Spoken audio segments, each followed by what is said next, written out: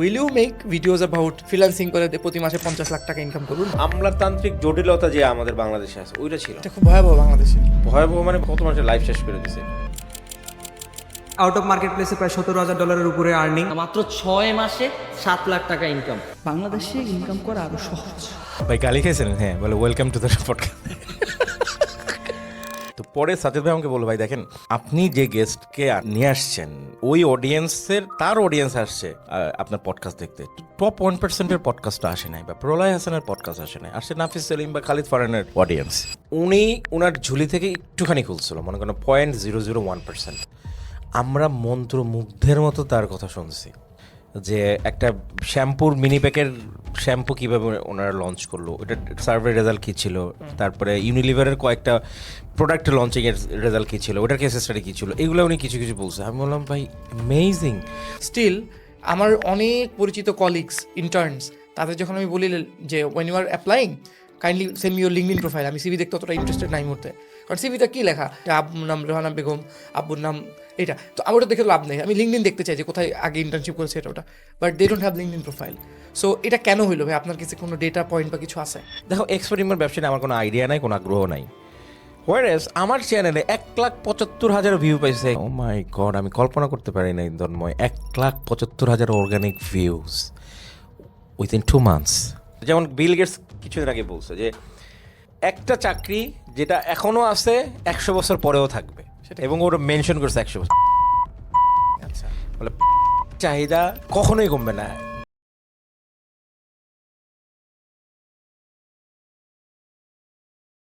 বর্তমানে আমার যে পডকাস্টটা আপনারা দেখেন, এটার নাম যদি আপনি খেয়াল করেন, এটা হচ্ছে the elite performer podcast. Elite শব্দের যদি আমি আক্ষরিক অর্থ না ধরে একটু মোটামুটি বোঝার চেষ্টা করি, এলিট মানে হচ্ছে যারা একটু নর্মাল মানুষের চেয়ে একটু বেটার কিছু করছে। তো আমার খুব ইচ্ছা ছিল ডিফারেন্ট টপিকের জন্য ডিফারেন্ট মানুষকে আমার এই শোতে আনার জন্য। যেমন হচ্ছে এজেন্সি লাইফ নিয়ে আমি ফারহান ভাইয়ের সাথে কথা বলেছি, আমি ই কমার্স নিয়ে ওমর স্যারের সাথে কথা বলেছি, তারপর আমি মেটা অ্যাডস এবং পারফরমেন্স মার্কেটিং নিয়ে আমি ফাইমুল ভাইয়ের সাথে কথা বলেছি। সো ডিফারেন্ট ইন্ডাস্ট্রির মানুষের সাথে কথা বললে যেটা হয়, আপনার পার্সোনাল গ্রোথটা অনেক বেটার হয়। তো আজকে আমাদের সাথে আছেন প্রলয় ভাই। প্রলয় হাসান ভাই বাংলাদেশের যারা মার্কেটিং সেলস এগুলো নিয়ে কাজ করেন তারা সবাই চিনে। হি is very famous for his books, his writings, his consultation. So আজকে আমরা মোটামুটি একটা ডিপ ডাইভ করবো about many things, his life in Australia, something যেটা উনি কোনো পডকাস্টে কথা বলেনি, এবং অলসো হিজ কেস স্টাডিজ, এবং মোস্ট ইম্পর্টেন্টলি এআই এর যুগে রাইটিং নিয়ে কি করা যায় এগুলো নিয়ে। সো ভাই আমার পার্সোনাল একটা স্টোরি নিয়ে শেয়ার বলি। আমি যখন আপনাকে প্রথম ডিসকভার করি, তো তখন হচ্ছে আপনাকে প্রবাবলি আমি ট্রু সেন্স পডকাস্টে দেখেছিলাম একটা জুম সেশনে, and you are very passionate, এবং ওই সেশনটা প্রবাবলি 2 ঘন্টার বেশি ছিল। অ্যান্ড আপনার হয় কি, মানুষ কথা বলে, যেমন কালকে এখানে ওমর স্যার ছিল, আমরা কালকে বেশ 1টা না 2টা মতো সেশন একবারে রেকর্ড করেছি 2-3 ঘন্টা ধরে। And he was talking. So কথা শুনলে বোঝা যায় যে ওনার লাইফের এক্সপিরিয়েন্স যেগুলো বলছে, কারণ এত সময় আসলে বানায় বলা যায় না। সো ইউ অ্যাকচুয়ালি ওয়ার্কড, এবং আপনার কেস স্টাডিজ এবং আপনার ইনডেপথ যেভাবে করে আপনি কাজগুলো করছেন এগুলো বলছিলেন।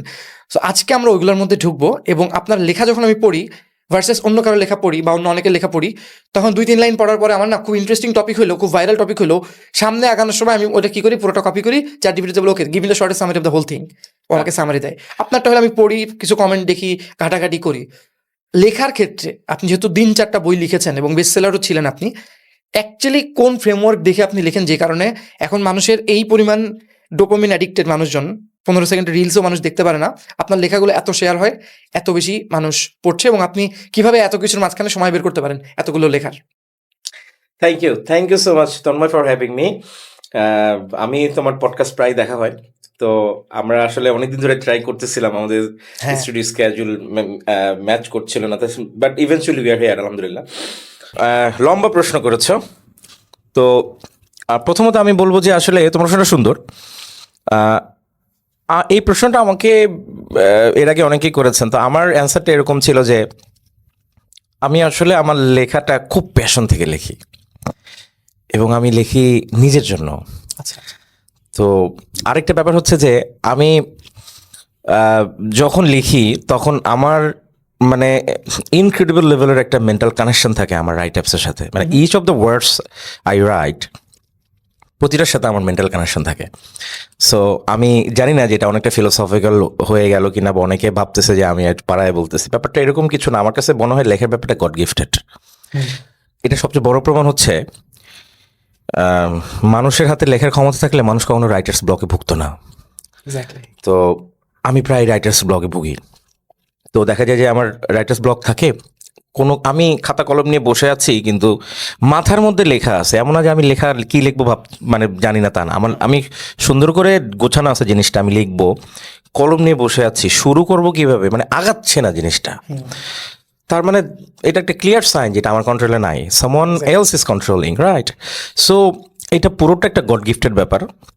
তো আল্লাহ পাক আমাকে এই জিনিসটা দিয়েছেন আলহামদুলিল্লাহ, এবং আমার মনে হয় জেনেটিক্যালি ওইটা হয়। আমার বাবা মা দুজনেই টুকটাক লেখালেখি করতেন, তো জেনেটিক্যালি কিছু পেয়েছি, বাকিটা তো আল্লাহ পাক গিফট করেছেন আমাকে। তো এই কারণে আমার মনে হয় আমি যখন লিখি ওই লেখার মধ্যে একটা এক্সট্রিম লেভেলের প্যাশন, একটা ইমোশন কাজ করে, যেটা ফিল করা যায় বললে। হ্যাঁ, এবং ওই ইমোশনটা আরও মজার ব্যাপার হচ্ছে ওই ইমোশনটা আমার অডিয়েন্সের মধ্যে ট্রান্সমিট হয়। মানে আমি লেখার মাধ্যমে আমার অডিয়েন্সের কাছে আমি ট্রান্সমিট করতে পারি ওই এনার্জিটা, ওই ইমোশনটা। এবং আমার মনে হয় দ্যাটস দ্য রিজন যে এই ডোপামিন অ্যাডিকশনের যুগেও আমার বড় বড় লং ফর্ম কন্টেন্টগুলো শেয়ার এতটা, হয়, প্রচুর কমেন্ট হয় এবং মানুষ ট্যাগ করে মানুষজন, আমি এটা দেখেছি। সো আলহামদুলিল্লাহ এটাই হচ্ছে মূল কারণ। তো আমার এইটার টেকটা হচ্ছে এটা যে তুমি যত প্যাশনেট হয়ে যে এই কাজই করবা এবং এটার সাথে তোমার যে মেন্টাল কানেকশন থাকে, তাহলে কেউ তোমাকে রুখতে পারবে না। এবং অনেকটা ইসের ভিড়েও মানে ইজিলি এটাই, প্রচুর নয়েজের মধ্যেও মানুষ তোমার ক্রিয়েটিভিটিটাকে, ক্রিয়েশনটাকে নোটিস করবে যে he is doing something else. So I love the fact যখন this is what I think actually. হ্যাঁ হ্যাঁ, আপনি প্যাশনের কথাটা বলছেন, আমার এই ব্যাপারটা ভালো লাগছে। I think he can tell. আমি যখন একটু আগে রিপোর্ট বানাচ্ছিলাম, I was scratching the meta ads report and everything, I was very fast, but তারপরেও জিনিসগুলো করে আমি কোনো রকম শেষ করছি, বিকজ ওইটা যদি না দিতাম উইকলি রিপোর্ট একটা আমি পাঠাই, বিকজ আই নো আপনি আসতেছেন। সো আমি যদি ওটা শেষ না করতে পারি, যেটা হবে ইভেন্চুয়ালি ওখানে হবে না, ওখানে হবে না। So I was super fast, I finished it, then we are here. গতকালকে আমরা 3টা শ্যুট করছি, 3টা লাইক 4টা শ্যুট করছি, আমি কিন্তু টায়ার্ড হই নাই তারপরও। এখন পয়েন্ট হচ্ছে I am passionate about this things, এই জন্য আমি করতেছি। সো আপনাকে আমার নেক্সট কোয়েশ্চেন হচ্ছে, আপনার নিজের একটা পডকাস্ট আছে এবং সেটা অনেক ফাস্ট, লাইক আমার 2019 সাল থেকে আমি ভিডিও করি, ডিলিট করি, তারপরে যে 10,000 হয়েছে, আপনার কত 20টা বা 25টা ভিডিওতে within 3 months, less than 3 months 11,000 podcast, আমার 11,500 it is probably the fastest, আমি যদি বলি আউট অফ হইতে পারে। হ্যাঁ, প্রবাবলি দ্য ফাস্টেস্ট। আমি আলহামদুলিল্লাহ। ইয়াহিয়া ভাইয়ের পডকাস্টও যখন শুরু করছে তখন থেকে আমি দেখতেছি, ট্রাইনোমিয়ালও দেখতেছি, তারপর আমি টু সেন্সও দেখতেছি, সব দেখতেছি। এইটা probably one of the fastest. আমি যদি ভুল হই প্লিজ সরি। আলহামদুলিল্লাহ। হ্যাঁ, আপনার গেস্টরা যারা আছে তাদের সাথেও আপনার কানেকশনটা অটোমেটিক্যালি আগে থেকে ছিল, you knew all this people, যে কারণে কনভারসেশনটা অনেক জমছে এবং একটা অনেস্ট একটা কনভারসেশন হয়েছে। যেমন ইভেন আপনার যদি সাজ্জাদ ভাই এবং নাফিস ভাইদের সাথে তো অনেকবার বসেছেন, ওই 2টা সেশন আমি কিন্তু দেখছি, 2টাতে আমি কমেন্টও করেছি। যদিও ভিউ খুব বেশি পাই নাই, ভিউজ আসলে ওনারাই আপনি বলছেন ওখানে যে ভিউজ ম্যাটার, ওখানে অনেকগুলো ইম্পর্টেন্ট কন্টেন্ট ক্রিয়েশন ব্যাপার নিয়ে আপনার উই এনজয়েড আ লট। হ্যাঁ, নাফিস সেলিম ভাই বলছে ভাই এরকম মজার ইন্টারেস্টিং পডকাস্ট আমি জীবনে করি নাই, বুঝছেন? টুস এন্ড পডকাস্টের হোস্ট নাফিস সেলিম ভাই যদি এই কথা বলে, দ্যাট মিন্স আম সাকসেসফুল। আমার আর কোনো that's the main objective of podcast ভাই। কারণ এই জন্যই রিসেন্টলি যেমন জো রোগানের পডকাস্টে ইলন মাস্ক আসছে, the richest person in the world, 3 ঘন্টা ধরে হাসতেছে, একদম বাচ্চাদের মতো বিহেভ করতেছে, এন্ড ওটা কিন্তু মিলিয়ন্স অফ মানুষ দেখতেছে, আমরা রিলেট করতে পারছি। পডকাস্ট ডাজন্ট মিন অলওয়েজ আমাদের একদম মুখস্থ করে এসে বলতে। অ্যাবসলিউটলি এটা ইন্টারভিউ না ভাই, জার্নালিজমের মধ্যে যে ইন্টারভিউ পরে ওই ইন্টারভিউ তো না, পডকাস্টও আড্ডার মতো করেই। সো আমি এটাই সবসময় ক্যাটার করছি। তো আমার অনেক ভালো লাগছে যে তুমি শুরুতে এটা বলছো যে ভাই এটা আসলে পডকাস্ট নয়, আমার আড্ডা দিব আর ক্যামেরার সামনে, আর কিছু না। এর মধ্যে থেকে দেখবেন বেস্ট টাইপ অফ জিনিসপত্র আসবে। এখন ভাই আমার নেক্সট কোয়েশ্চেন হচ্ছে, আপনি পডকাস্ট যখন নিজে করছেন, ওইটা নিয়ে আমি একটু আপনার সাথে কথা বলতে চাচ্ছি, যেহেতু আমি পডকাস্ট করছি, আপনিও করছেন। এখন ওই পডকাস্টের পরে আপনার কয়েকটা রিয়েলাইজেশন বলেন, পজিটিভ নেগেটিভ এই পর্যন্ত। নেগেটিভ রিয়েলাইজেশন হচ্ছে মানুষজন গালি দেয়। কেন গালি দেয়? হোস্ট বেশি কথা বলে। আচ্ছা, পজিটিভ? আমি তো আমার প্রথম 3-4টা পডকাস্টে পাবলিক গালি দিয়ে ভূত চড়ে ফেলছে আমাকে। হোস্ট এত কথা বলে কেন? আচ্ছা, হোস্ট কথা কম বলেন, নিজেই যদি এত কথা বলবেন তাহলে গেস্ট আমার দরকার কি ছিল? নিজেই ক্যামেরার সামনে বক করতেন, এগুলা বলছো। তো পরে ওই জিনিসটা পরে নাফিস সেলিম ভাই এবং সাজ্জাদ ভাইয়ের সাথে যে আমার এপিসোডটা ছিল, ওখানে আমরা এটাকে ডিকোড করছি যে কারণটা কি। তো পরে সাজ্জাদ ভাই আমাকে বললো, ভাই দেখেন আপনি যে গেস্টকে নিয়ে আসছেন ওই অডিয়েন্সের, তার অডিয়েন্স আসছে, আপনার পডকাস্ট দেখতে, টপ 1%-এর পডকাস্টটা আসে নাই, বা প্রলয় হাসানের পডকাস্ট আসে নাই, আসছে নাফিস সেলিম বা খালিদ ফারহানের অডিয়েন্স। তো বেসিক্যালি ওর কথা শুনে আসে। এখন আপনি যদি মাঝখানে বাগড়া দেন তো তারা বিরক্ত হবে, কারণ ও তো আপনার কথা শুনতে আসে নাই। হোয়ারএজ আপনি যদি টপ 1%-এর একটা অডিয়েন্স বিল করতে পারেন বা প্রলয় হাসানের অডিয়েন্সের কাছে যান, তখন কিন্তু তারা কিন্তু এটাকে কমপ্লেন করবে না। Exactly. তারা আপনার কথা শুনতেই আসছে এবং তারা টপ 1%-এর পডকাস্টের তারা টপ 1%-এর কথা শুনতে আসছে। হ্যাঁ। তো এখন ওরা এই বই বললো যে ভাইয়া শুরুতে আমরা এই প্রবলেমটা ফেস করছিলাম, আমরা ভাবছিলাম যে সেলিব্রিটিদের নিয়ে আসবো, তারা যখন শেয়ার করবে তাদের ফ্যান ফলোয়ার দিয়ে আমরাও ভিউটি পাবো। তো পরে আমরা ভিউটি পাইছি, এটা সত্যি, কিন্তু সাথে গালিও খাইছি অনেক। তো আমাকে নাফিস ভাই বলতেছিল, ভাই গালি খাইছেন? হ্যাঁ। বলে ওয়েলকাম টু দ্য পডকাস্ট। আচ্ছা, আপনার কি মনে হয় না যে আপনার সোশ্যাল মিডিয়াতে বা আপনার যারা একটু ধৈর্য ধরে বই পড়তে পারে, লেখা পড়তে পারে, বা যারা এক কথায় প্রফেশনাল মানুষ যারা আপনাকে চেনে ভার্সেস নতুন, একদম নতুন কেউ আপনাকে ডিসকভার করছে, আপনি ভিডিওতে আরেকটু আগে আসলে মনে হয় আপনার জন্য ভালো হতো? ভিডিওতে আমি তখন আসি না, আমি তো শুধু পডকাস্টে আসছি। আমি তো ভিডিওতে আমার আসার খুব ইচ্ছা আছে। তো খালিদ ফারহান, নাফিস সেলিম দুজনেই আমাকে আসতে বলছেন খুব করে। আমাকে তো নাফিস সেলিম ভাই এবং খালিদ ফারহান বলতে গেলে মানে ওয়ার্নিংও দিয়েছে যে আপনি যদি ভিডিও কন্টেন্টে না আসেন you will be relevant to the market ভাই। And এনারা দুজন যখন কোনো একটা কথা বলে অবশ্যই ওর পেছনে একটা, অফকোর্স যেমন ফারহান ভাইয়ের সাথে আমার 1 মাস আগে কথা হচ্ছিল, he was sharing me a small math about কেন বাংলাদেশে একটা এজেন্সি করা উচিত না। পরে ওইটা নিয়ে আমি অনেকক্ষণ রিসার্চ করে আমি বের করছি, yes Yes, right. Difficult Bangladeshi client নিয়ে, মানে ছোট ক্লায়েন্ট নিয়ে এজেন্সি করা আসলে দিন শেষে ইটস নট প্রফিটেবল আনটিল আমার বিশাল বড় একটা পার্সোনাল ব্র্যান্ড আছে। এখন যদি নাফিস সেলিম ভাই নিজের একটা এজেন্সি করে, যেমন সাজ্জাদ ভাইয়ের আছে ব্র্যান্ডমার্ক কনসালটেন্সি, তার নিচে তাকে যেহেতু অনেক ট্রাস্ট করে মানুষ, যেখানে হয়তো একটা এজেন্সিতে 30,000 টাকা দিত, ওনাকে হয়তো 70,000 টাকা দিতেও ওনার বাঁধবে না, তখন that agency can be successful. So হ্যাঁ, এনারা যখন বলছে অবশ্যই হয়তো ঠিক বলছে। তাহলে ভাই প্ল্যান কি, creating content? Of course, I'll be creating content inshallah for my personal YouTube channel. কারণ এখন কন্টেন্ট ক্রিয়েট করছি আমার পডকাস্টের জন্য। তো ইউটিউবের জন্য আমার খুব হাঞ্চ আছে এটা ক্রিয়েট করবো। তো করার না করার আমার এনাফ রিসোর্সেস আছে, অবশ্যই আপনার বইয়ের প্রত্যেকটা চ্যাপ্টার যদি আপনি 2 মিনিট চিন্তা করে বলেন, তাই দিয়ে 200 কন্টেন্ট করা পসিবল। এক্স্যাক্টলি। তারপরে আমার স্টুডিও আছে উত্তরাতে, তো ইন হাউস সবকিছু রিসোর্স আছে, তারপরেও করতে পারি না আসলে সময়ের অভাবে ভাই। এতগুলো প্রজেক্ট একা হ্যান্ডেল করি, মানে খুব ঝামেলা। আমি এটাকে রিলোকেট করার ট্রাই করি, কিন্তু পরবর্তী দেখা যায় যে আমার পিপল ম্যানেজমেন্ট মনে হয় খারাপ। আমি মনে হয় পিপল ম্যানেজমেন্ট ভালো করে শিখি নাই এখনো। আমি দেখা যায় যাকে আমি রিসোর্সটা আমি অ্যাসাইন করে দিচ্ছি বা যাকে এটা করতে বলতেছি, বেশিরভাগ সময় দেখা যায় যে আমার যে কাজগুলো এটা ও পারে না, no matter how much train I give to them. তো দেখা যায় যে তখন মনে হয় যে দূর, যতক্ষণ ওরা আমি শিখাবো তার চেয়ে অর্ধেকটা আমি এটা করে ফেলতে পারি আমি। হ্যাঁ, সো এটা একটা ট্র্যাপ অ্যাকচুয়ালি। সো আমার কাজগুলোকে অ্যালোকেট করা খুব দরকার, যাতে করে আমি আমার নিজস্ব কন্টেন্ট ক্রিয়েশনে এনাফ ফোকাস এবং টাইম স্পেন্ড করতে পারি, যেটা নাফিস সেলিম ভাই করে বা খালিদ ফারহান করতে পারে। তাদের টিম আছে, তারা team They created a huge team. হ্যাঁ, সো ওইটা আমার করতে হবে আসলে। আর যেই জিনিসটা আছে আমার ইচ্ছা আছে, আমি এটা পোষাই দিব যে আমি একটা লম্বা সময়ে করতে পারি না। ধরো একদিন বসলাম, একদিনে আমি 20টা শুট করবো। That's what I do in this studio. So এই জিনিসগুলো আসলে তুমি অনেক কষ্ট করো, ঢাকার বাইরে থেকে এখানে এসে সারাদিন ধরে কষ্ট করা, এবং 4টা পডকাস্ট শুট করছো, গতকালকে, হ্যাঁ। নাও আই নো যে how much pressure you took. কারণ আমি জানি আমার 3টায় পডকাস্ট করতে আমার খবর হয়ে যায়, আমি দুপুর 12টা থেকে শুটিং শুরু করি, আমার রাত 10টা-11টার পর্যন্ত শুট চলে। মাঝখানে নামাজের ব্রেক থাকে, টয়লেট ব্রেক থাকে, ডিনার বা লাঞ্চ বা নাস্তার ব্রেক থাকে, এছাড়া আর কোনো ব্রেক এখানে নেই। ইন্টারাপ্ট করতে চাই না, বাট বলতে চাই because you are doing podcast and just getting AdSense. আপনি এখনো পর্যন্ত তেমন, আমি যতদূর মনে করি আপনি এখনো পর্যন্ত তেমন কোনো স্পন্সরশিপ নেন নাই। So, এটা যদি শিওর প্যাশন না থাকে তাহলে কিন্তু এটা কেউ করতে পারবে না। So, আমরা $250 পাইছিলাম ভাই, অ্যাডসেন্স যে পাই না তা না, $250 $250 তো আপনার দুইটা কথার কথা। আপনি যদি আপনার যেহেতু টিম আছে একটা অন্য বিষয়, বাট একজন এডিটরের বেতনের অর্ধেক। আমাকে গেস্টকে খুব ভালো খাবার দাবার দিই, প্রতিবার 3-4 হাজার টাকা বিল হয় লাঞ্চ এবং ডিনারে। সো শুধু খাবারের বিলই আমি, যেদিন আমার শ্যুট থাকে 3 পর্বের, ওই দিন 10,000 থেকে 11,000 টাকা শুধু খাবারের বিল দিই আমি। So again the question stage the same, যে তাহলে এইটা করার মেইন একটা ভিশন তো অফকোর্স আপনার আছে। আমি টাউনের বাইরে থেকে, ঢাকার বাইরে থেকে এসে করছি, কারণ আমাদের অফিস যশোরে।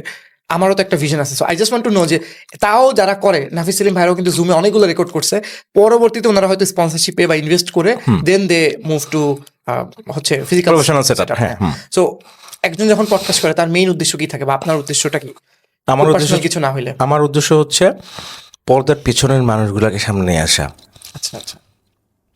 যেই ভয়েসগুলো আনহার্ড বা আনস্পোকেন, এই ভয়েসগুলোকে হার্ড করা, স্পোকেন করা। কিন্তু আমি পুরোপুরি অ্যাচিভ করতে পারি নাই। তার কারণটা হচ্ছে যে, যেমন আমার এটা ছিল কি, আমি তোমাকে একটু শেয়ার করি যে যারা বিশেষ করে, যেহেতু আমি মার্কেটিংয়ের লোক, মার্কেটিং, ব্র্যান্ডিং, অ্যাডভার্টাইজমেন্টের পিছনে যারা থাকে, একটা ক্যাম্পেইনের পিছনে, একটা এটিএল বিটিএল বা একটা বিজ্ঞাপনের পিছনের মানুষগুলা, বা একটা বড় সাকসেসফুল ক্যাম্পেইনের পিছনের মানুষগুলাকে আমি ধরে নিয়ে আসবো ক্যামেরার সামনে। ভাই এটা কেমনে বানাইছেন আমাকে এখন বলেন অডিয়েন্সের সামনে। ফর এক্সাম্পল ডিজুস ক্যাম্পেইন যে বানাইছে, এইটা যার মাথা থেকে আসছে, যে সে যে এর যেভাবে এক্সিকিউট করছে সে ওরকম সময় তাও ওরকম সময়, ভাই এটা একটু বলেন।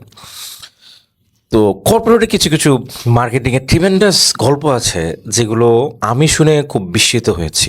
Since you have access to their meeting rooms, হ্যাঁ, ওদের সাথে আড্ডা দিতে পারেন। কিন্তু মানে আমি খুব অবাক হয়ে লক্ষ্য করলাম যে বাংলাদেশের audience podcast, I might be wrong, বা এটা শুধু আমার ক্ষেত্রে হয়েছে, এমন হইতে পারে, বাংলাদেশে পডকাস্টের audience they don't care about corporate lifes and corporate experience. তুমি দেখবা কর্পোরেট, আমার সেকেন্ড পডকাস্টটা ছিল কর্পোরেট গাই নিয়ে, MNC নিয়ে। হ্যাঁ এমএনসি একজন গাই নিয়ে। He was the chief marketing officer of Rupchanda, Rupchanda, যে সয়াবিন তেলের, যেটা বাংলাদেশের টপ ব্র্যান্ড। যারা ঢাকার বাইরে থেকে দেখতেছে তাদের বলি, রূপচাঁদা কত বড় ব্র্যান্ড যে আপনাদের, সরি আমি ইন্টারাপ্ট করলাম, শিওর শিওর, সীমান্ত সম্ভার ওইটাতে বিশাল বড় করে, এবং ওইটা আম শিওর ওইখানে একদিনের বিজ্ঞাপন দিতে অনেক টাকা লাগে। সো এবার বলেন। তো না দেখো, বাংলাদেশের এক নম্বর সয়াবিন তেলের ব্র্যান্ড, হ্যাঁ, রূপচাঁদা, তীর, এগুলো এক নম্বর। এটা দিয়ে বোঝা যায় এটা কত বড়। তো এই ভদ্রকে নিয়ে আসছি, মানে 1000 ভিউ হয় নাই, রিলেট করতে পারেনি। কিন্তু সে খুব ইম্পর্টেন্ট কথা বলছে। তো পরে আমি একজনের সাথে আলাপ করলাম, ভাই কেন এরকম হলো? বললো কর্পোরেটের যেইটা, এটা আসলে পাবলিক চায় না। কি চায়? এই কম উদ্যোক্তা হইতে চায়, ফ্রিল্যান্সিং, প্রচুর টাকা ইনকাম করতেছে, এক্সপোর্ট ইম্পোর্ট ব্যবসা, এগুলো করে। সাইবার সিকিউরিটি, হ্যাঁ, আপনার ডেটা সব নিয়ে গেল। মানে ঘটনা হচ্ছে যে আমি ওই জিনিসটা এখনো করতে পারি নাই। এখন আমি আরেকটা ট্রাই করবো, আর 1-2 বার, যদি দেখি যে পাবলিক পছন্দ করতেছে না, তাহলে হয়তো বা আমাকে এটা চেঞ্জ করতে হবে আমার প্ল্যান। দেখা যাবে যে একজন নিয়ে আসলাম, জি জুস তো অনেক আগের একটা ক্যাম্পেইন ছিল, এখনকার জেনজি ওটা তো ওটা ডিলেট করতে পারবে না, বলবে ভাই এখন এটা তো আমাদের আব্বা আমাদের বা বড় ভাইদের যুগের ছিল ওইটা। সো আমার যেমন ডিজুস নিয়ে আমার কোনো এক্সপিরিয়েন্স, মানে কোনো স্মৃতি নাই আমার কোনো, তার কারণ হচ্ছে ওই সময়টা আমি অস্ট্রেলিয়ায় ছিলাম। তো পরে আমার কাছে মনে হলো যে আমি যে প্ল্যানটা করছিলাম, তোমার মানে তুই অ্যান্সার ইউর কোশ্চেন ভাই, যে তুমি বলছিলা যে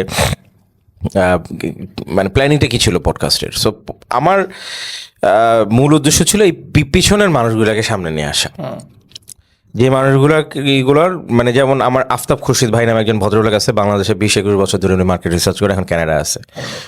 উনি ওনার ঝুলি থেকে একটুখানি খুলছিল, মনে করেন 0.001%। আমরা মন্ত্রমুগ্ধের মতো তার কথা শুনছি, যে একটা শ্যাম্পুর মিনি প্যাকের শ্যাম্পু কিভাবে ওনারা লঞ্চ করলো, ওইটা সার্ভে রেজাল্ট কী ছিল, তারপরে ইউনিলিভারের কয়েকটা প্রোডাক্ট লঞ্চিং এর রেজাল্ট কী ছিল, ওটার কেস স্টাডি কী ছিল, এগুলো উনি কিছু কিছু বলছে। আমি বললাম ভাই অ্যামেজিং, তাইলে এই জিনিসগুলো আমি আপনাকে একটু আমার পডকাস্টে আনতে চাই। তো এটা মনে হয় আমাকে অনলাইনে করতে হবে, তো উনি আমি জানাবো নাকি। সো প্লিজ, আমি খুবই ইন্টারেস্টেড শোনার জন্য। আমিও খুব ইন্টারেস্টেড, কিন্তু আসলে ম্যাস পিপল আসলে ইন্টারেস্টেড না। ম্যাস পিপল যে বললাম ওই জিনিসগুলো, এগ্রিকালচার, ফ্রিল্যান্সিং, এক্সপোর্ট ইম্পোর্ট ব্যবসা। দেখো এক্সপোর্ট ইম্পোর্ট ব্যবসায় আমার কোনো আইডিয়া নাই, কোনো আগ্রহ নাই। হোয়ারেস আমার চ্যানেলে 1,75,000 ভিউ পাইছে এক্সপোর্ট ব্যবসায়। ওই অ্যানিমল স্যারকে নিয়ে আসছিলাম ওই দিন, সে ইম্পোর্ট ব্যবসা নিয়ে চায়না থেকে ইম্পোর্ট করে না। ও মাই গড, আমি কল্পনা করতে পারি না Tanmoy, 1,75,000 organic views within 2 months, যেখানে আমার 11,500 সাবস্ক্রাইবার মাত্র।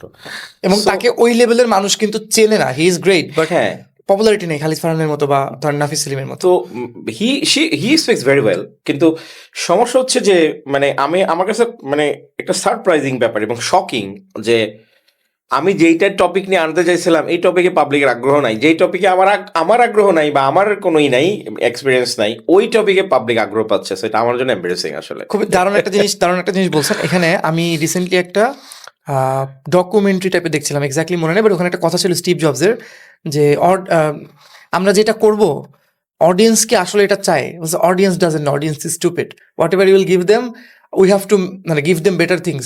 ওইখান থেকেই নাকি ওই যেটা এক্স্যাক্টলি যেটা বলছি সেটা হচ্ছে যে তখন ব্ল্যাকবেরি যেই মোবাইল ছিল এগুলো তো অনেক বাটন ছিল। আইফোন যখন বাটন রিমুভ করছিল, প্রথমে ছিল 3টা বাটন, তারপরে 2টা বাটন, তারপরে 1টা বাটন, তারপরে বললো না we don't need any button, make it touch screen. তখন নাকি ওদের রিসার্চ টিম থেকে বলছিল যে অডিয়েন্স উইল নট লাইক বা কাস্টমার উইল নট লাইক, বলছে customer doesn't know, they are stupid. আমি আমার ভিশনে তাদেরকে যা দেবো ওইটাকেই বলা হয় রিয়ালিটি ডিস্টরশন ফিল। সো এখন now what will be the strategy? Will you make videos about freelancing করে প্রতি মাসে 50 লাখ টাকা ইনকাম করুন, অথবা exactly what you want to create? I think it will depend. Money talks, of course and podcast is very expensive. Very expensive. You know it very well. I think you know better than me because I have an investor with me, but you don't. I But if you're spending your own money, যেটা আমরা স্টার্টআপের ভাষায় বলা হচ্ছে কি জানি, bootstrap. Bootstrap, Bootstrap. বুঝতে পারছি। তো তুমি এখন বুটস্ট্র্যাপ মডেলে আসছো, মানে একদম পুরো নিজের পকেট থেকে টাকা খরচ করতেছো তুমি। যাক, আলহামদুলিল্লাহ আমার এটা করতে হয় নাই, আমার ভালো ইনভেস্টর আছে। তো যেহেতু ইনভেস্টর আছে আমাকে প্রফিট দেখাইতে হয়, বা অ্যাটলিস্ট ইনকাম দেখাইতে হয়, প্রফিট না দেখাইতে পারলো যে মানে আই এম আর্নিং সামথিং। তো এখন এটা যদি না হইতো বা পডকাস্ট যদি লেস এক্সপেন্সিভ হইতো তাইলে কোনো সমস্যা ছিল না, যে ভাই no matter what I will have to stick to my plan. হ্যাঁ, পাবলিক কি পছন্দ করে না পছন্দ করে, হ্যাঁ, সো এই বিষয়ে আমি কিছুই করব না। আমি আমার যাকে ভাল লাগে যাকে নিয়ে আসবো কথা বলবো, কিন্তু আমি অলরেডি এটা করছি। যেমন আমার তো সবগুলো তো ভালো ভিউ হয় নাই, 5টা না 6টা ভালো ভিউ না, ইভেন সাজ্জাদ ভাইদের সাথে যে দুইটা ওইটাও তো অনেক মজার ছিল, খুব মজার ছিল, বেশি হ্যাঁ। মানে একদম গুনে গুনে ইনফরমেশন তো দেন নাই ওইটা। হ্যাঁ সেটাই। এটার আরেকটা লেসন কি, আমি পরে নাফিস ভাইয়ের সাথে আলাপ করতেছিলাম যে ভাই ঘটনা কি, নাফিস ভাই সব জায়গায় শেয়ার করছে এটা, তাও এই অবস্থা। তখন বললো যে ভাই তাইলে ভাই সব মানে ফ্র্যাঙ্কলি স্পিকিং মানে people do not want to know what is top 1% podcast or top 1%, how top 1%, sorry top 1% বলতেছি, 2% podcast, sorry, how 2% podcast came to this point and was successful. People really don't care about that. People's কোনো আগ্রহ নাই এটা জানার। আপনি আমার হেডলাইনটা ছিল এরকম ছিল, টাইটেলটা যে আমি দেখেছি। কিভাবে 2% পডকাস্ট বাংলাদেশের সেরা পডকাস্ট হলো। এটা আসলে পাবলিকের কোনো আগ্রহ নাই এটা নিয়ে। এইটা একটা রিজন হতে পারে এই ভিউ না হওয়ার। সো আসলে তো আগ্রহ থাকতে হবে। ইয়েস, তোমার আমার অনেক আগ্রহ, কারণ তুমি একজন পডকাস্ট হোস্ট, আমি একজন পডকাস্ট হোস্ট, আমার অনেক আগ্রহ, কনজিউম করি পডকাস্ট। প্রচুর কনজিউম করি, সবাই তো এরকম না, এটা একটা কারণ। তো এখন দেখো আমি মানে এইটা তোমার টু অ্যান্সার ইউর কোশ্চেন, এইটা বেসিক্যালি ডিপেন্ড করবে how much money I am burning to my এখনো পডকাস্ট। পর্যন্ত কি নেগেটিভে আছেন? অবশ্যই হ্যাঁ, নেগেটিভ, অফকোর্স নেগেটিভ আছে। আমরা এখন মানে পর্যন্ত কিন্তু আপনার ওই দিনের লাইটিং এর খরচ, ইলেকট্রিসিটির খরচ সবকিছু ক্যালকুলেট করতে হবে। আপনি ধরুন আমি যখন ক্যালকুলেট করি, আমি এখানে আসার জন্য আমার নিচে যে চা খেয়েছি, বাসা থাকলে চাটা আমি খেতাম না হয়তো এই টাইমে একবার So এটাও তোমার আমি খরচের মধ্যে? ক্যালকুলেট করি। হ্যাঁ। সো ওইভাবে যদি আপনি হিসাব করেন, আপনি তো মনে হয় মাইনাসই আছেন। হ্যাঁ, মাইনাসে আছে আমি। সো সব কিছু মিলে ওই যে বললাম না, তোমার প্রায় 10-15 হাজার টাকা চলে যায় শুধু এক্সপেন্স। সো আমি তো ওই দিনে 3টা দিয়ে আমি 15,000 টাকা পাই না। না, সো এবং আরেকটা ব্যাপার হচ্ছে ভিউটা কি হয় আমার স্পন্সরের জন্য। যখন আমি স্পন্সরের জন্য অ্যাপ্রোচ করি তখন তো আমার ভিউটিও দেখে। সো আলহামদুলিল্লাহ আমরা, টু বি ফ্র্যাঙ্ক, মানে I won't lie to your audience and my audience as well, we have received couple of sponsors as well. তো যার ফলে আর কি আমরা আসলে এখনো মোটামুটি রিল্যাক্স। আর থ্যাঙ্কস গোজ টু আমার ইনভেস্টর আলামিন সরকার, ছেলেটা খুব ভালো। ও আমাকে কোনো প্রেশার দেয় না যে ভাই এত ইনভেস্ট করলাম টাকা কই, মানে ও কোনো বলং ও আমাকে বলে যে ভাই এটা নিয়ে কোনো প্যারা খেয়েন না, আপনি আপনার মতো লং করেন। টার্ম চিন্তা করে হয়তো অনেক। হ্যাঁ সেটাই, ও খুব ভালো ছিল এবং অনেক টাকা ইনভেস্ট করছে এবং বেচারা একদমই প্যারা দেয় না আমাকে। বুঝতে পারছি। হ্যাঁ, Perfect, ভাই এবার আমি জানতে চাই আপনার কাছে একটা খুবই ইউথ রিলেটেড কোয়েশ্চেন, কারণ আমরা এখন যে এতক্ষণ যা কথা বললাম এটা অনেকের ইন্টারেস্ট নাই, বাট আমি তারপরে বলতে চাই, এবার যেটা বলবো এটা অনেকের ইন্টারেস্ট থাকতে পারে। 2022-23 সালের দিকে আপনি বই লিখেছিলেন, 22 সালে প্রবাবলি, লিঙ্কডইন নিয়ে। LinkedIn marketing. হ্যাঁ, that is I think one of the very few বাংলাদেশে, আমি বলবো না যে একমাত্র, বাট আমার জানা ভেরি ফিউ, 1-2 লিখেছে হয়তো বাংলাদেশে লিঙ্কডইন মার্কেটিং। বলবো আমার মনে হয় লিঙ্কডইন অনেকের প্রোফাইলই নাই। সো 22 সালে বই লিখেছেন, এখন এআই এর কারণে সবকিছু এত ইজি, ন্যানো ব্যানানা দিয়ে 2 সেকেন্ডের মধ্যে ছবি জেনারেট করা যায়, তারপরে ডিসক্রিপশন লেখার জন্য ChatGPT, জেমিনাই, গ্রক ইউজ করা যায়। স্টিল আমার অনেক পরিচিত কলিগস, ইন্টার্নস, তাদের যখন আমি বলি যে when you are applying kindly send me your LinkedIn profile, আমি সিভি দেখতে অতটা ইন্টারেস্টেড নাই মুহূর্তে, কারণ সিভিটা কি লেখা, আমার নামে এই আমার নাম এটা, আব্বুর নাম রেহানা বেগম, আব্বুর নাম এটা, তো আমার ওটা দেখে লাভ নেই। আমি লিঙ্কডইন দেখতে চাই যে কোথায় আগে ইন্টার্নশিপ করেছে এটা ওটা, but they don't have LinkedIn profile. So এটা কেন হইলো ভাই? আপনার কাছে কোনো ডেটা পয়েন্ট বা কিছু আছে? আমি তোমার সাথে হাম্বলি স্লাইটলি ডিসএগ্রি করব। ওকে 2022 সালের পরের থেকে আমি একটা সিগনিফিকেন্ট সার্চ দেখতে পেয়েছি ক্রিয়েটিং নিউ অ্যাকাউন্টস এবং বাংলাদেশি ইয়থস। ওকে সো এটার ডেটাটা আমার কাছে ছিল, আমি মনে নাই ফিগারটা, কিন্তু বেশ ভালো গ্রো করছে নতুন অ্যাকাউন্ট ক্রিয়েশনের ব্যাপারে। এবং শুধু নতুন অ্যাকাউন্ট ক্রিয়েশন না, যারা এক্সিস্টিং অ্যাকাউন্ট ছিল যাদের, তারাও অ্যাক্টিভ হওয়া শুরু করছে। ফেসবুকের মতো অতটা না অফকোর্স, কিন্তু আগের চেয়ে তো অনেক। ধরো যে আসে আগে সপ্তাহে একবার লগ ইন করতো, সে এখন সপ্তাহে 3বার লগ ইন করছে ফর এক্সাম্পল। তো এটা একটা ভালো সার্চ ক্রিয়েট হয়েছে। এটার কারণটা হচ্ছে মানে লিঙ্কডইন মার্কেটিং নিয়ে আমি লেখালেখি করার পরের থেকে আর অনেকেই লিখছে, মানুষ অ্যাওয়ার হচ্ছে, এবং প্রফেশনালি, এবং দেখি আমি একটা ছেলের মানে আমি ইয়াং যখন ছিলাম আমাদের জেনারেশনে, তখন আমরা এতটা ক্যারিয়ার নিয়ে সচেতন ছিলাম না। এখনকার ছেলেমেয়েরা যতটা বেশি সচেতন, বা ইভেন তারা ইনভেস্টমেন্ট নিয়েও অনেক সচেতন। আমার মনে আছে আমি তো ইনভেস্টমেন্ট নিয়ে প্রথম চিন্তা করছি মনে হয় প্রায় আমার 30s গিয়ে। সো কিন্তু এখন প্রায় আমাকে বিভিন্ন ছেলে মেয়ে, দে আর সো ইয়ং, তারা ইয়েতে থাকে, ওই অনার্সে পড়ে, honours first year second year, আমাকে বলে ভাইয়া 50,000 টাকা আছে আমার, আমি কোথায় ইনভেস্ট করবো? ওয়াও সো আমি তখন অবাক হয়ে যাই, মেয়েটার বয়স 22 না 23 বছর, বা একটা 21 বছরের ছেলে।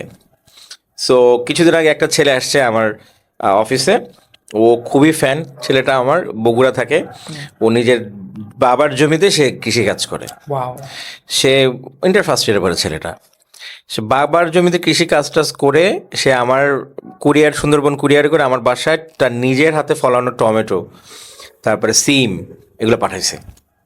কি যে ভালো লাগছে আমার।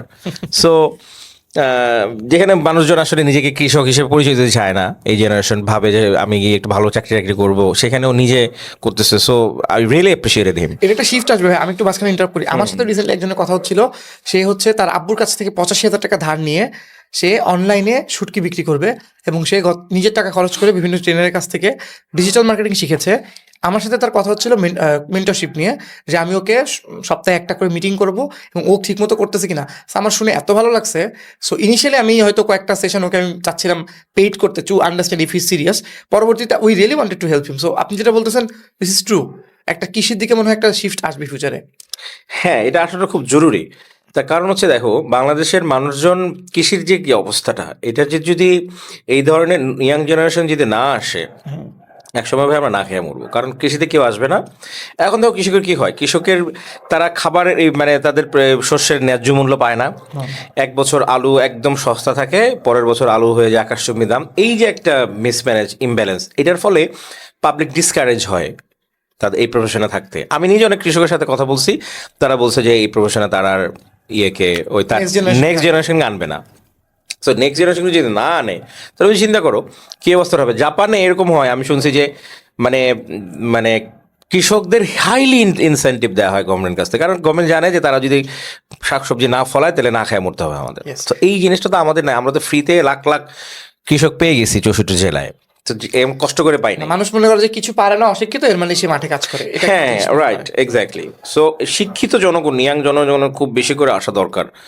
ঠিক আছে, সো আমাদের থ্যাঙ্কস টু আমাদের অ্যাগ্রো বিজনেসগুলো, যারা অ্যাগ্রো স্টার্টআপগুলো যারা কাজ করতেছে, এটা নিয়ে কন্টেন্ট বানাচ্ছে, মার্কেটকে এডুকেট করছে, অ্যাওয়ারনেস বিল্ড করতেছে, তাদেরকে খুব ধন্যবাদ। এটার পিছনে তাদের বড় একটা ভূমিকা আছে, এটা আরো বেশি দরকার। অনেক এনজিও ভাই এগুলো নিয়ে কাজ করছে। যেমন আমি আপনার সাথে যেদিন কলে কথা হচ্ছিল, আই শেয়ার্ড ইউ, আমি বেশিক্ষণ বলবো না, খুব শর্টই বলি। আমি একটা এনজিওর জন্য ট্রেনিং করাতাম।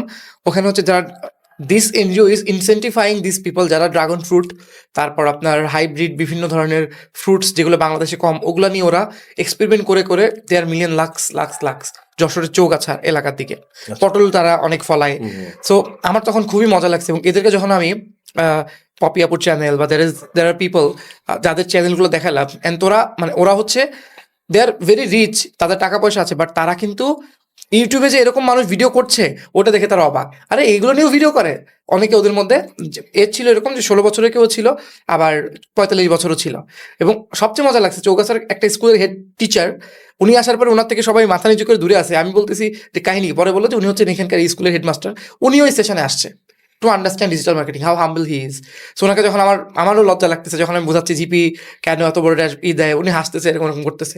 তো আমি যেটা বলতে চাচ্ছি যে বাংলাদেশে আসলে মানে যেটা বলে বাংলাদেশের ল্যান্ড খুব ফার্টাইল, এবং আপনাকে আমি দেখি অনেক কৃষি নিয়ে কাজ করতেছে, ফ্রুটস নিয়ে কাজ করতেছে। যেমন আমি আপনার আপনার একটা রিভিউ দেখেছিলাম, কোনো একজন ম্যাঙ্গো ম্যাঙ্গো একটা কোম্পানি যারা অনলাইনে ম্যাঙ্গো সেল করে এবং যারা দেশের বাইরে এক্সপোর্ট করে। সো আপনি মোটামুটি মনে হচ্ছে যে কৃষি কাজ যারা করে এমন বেশ কয়েকটা কোম্পানিতে মানে কনসালটেশন করছেন। হ্যাঁ, আমি এই ব্যাপারটা খুব মানে অ্যাপ্রিসিয়েট করি এবং তাদের পাশে থাকার চেষ্টা করি বিষয়গুলো। কারণ সত্যি কথা বলতে কৃষি নিয়ে আমার শুরুতে কোনো আগ্রহ ছিল না। পরে যখন আমি পড়াশোনা শুরু করলাম তখন আমার মনে হলো আমার যে এটা নিয়ে পড়াশোনা শুরু করা দরকার। কারণ আমার কীভাবে বলি, মানে এটার একটা যোগসূত্র আছে, মানে চেইন অফ মানে প্রসঙ্গ যেটা বলে রিলেভেন্সি, ওইটার মানে যখন আমি একটা কথা টপিকে বলবো তখন মনে হচ্ছে না এটার সাথে তো আরেকটা যুক্ত, সো পিছনে পিছাইতে দিয়েছে আমাকে, তখন এটার সাথে তো আরেকটা যুক্ত। অবশ্যই আমাকে যখন আমার প্রথম বইটা বের হলো 2021 সালে, নন মার্কেটার মার্কেটিং, আমার ওটা খুব মোস্ট পপুলার বই। হ্যাঁ, 5,000+ কপি সেল হয়েছে এখন পর্যন্ত। তার 1 বছর পর একটা মেয়ে আমাকে প্রশ্ন করলো যে ভাইয়া আপনি যদি, ভেরি ব্রিলিয়ান্ট কোশ্চেন, এরকম প্রশ্ন আমাকে করে না, আমার খুব ভালো লাগছে প্রশ্নটা। আমাকে বললো আপনি যদি মার্কেটিংয়ের বই না লিখতেন তাহলে কিসের উপর বই লিখতেন? ভালো প্রশ্ন। তা আমি বললাম সায়েন্স ফিকশনের উপর লিখতাম। সায়েন্স ফিকশন, ওকে। সায়েন্স ফিকশন নিয়ে আমার আরেকটা প্যাশন কাজ করে, মানে মার্কেটিং নিয়ে আমার প্যাশন প্লাস কমার্শিয়াল একটা চিন্তা ভাবনা, কারণ এটা করে আমি খাই, পেট চালাই। সায়েন্স ফিকশন হচ্ছে আমার পিওর প্যাশন। এটার সাথে আমার পেট চালানো কোনো কিছু মানে রিলেটেড না। আমি সম্পূর্ণ আমার নিজের মনের আনন্দে এই জিনিসটা নিয়ে রিসার্চ করি, পড়াশোনা করি। আমি ছোটবেলায় অসংখ্য সায়েন্স ফিকশন পড়ছি এবং আমি সারাদিন কল্পনার মধ্যে ডুবে থাকতাম। সাইফাই মুভি দেখতাম, বই পড়তাম, সিরিজ দেখতাম। তো যাই হোক, এই কারণে আমার মানে ইমাজিনেশন পাওয়ারটা অনেক ডেভেলপ করছে আলহামদুলিল্লাহ। এই কারণে আমার এক মেন্টর বলতো যে প্রলয়, আপনি যদিও আপনি সাকসেসফুল হয়েছেন নন ফিকশনে, কিন্তু আমার ধারণা আপনি ফিকশনে আরো ভালো করবেন।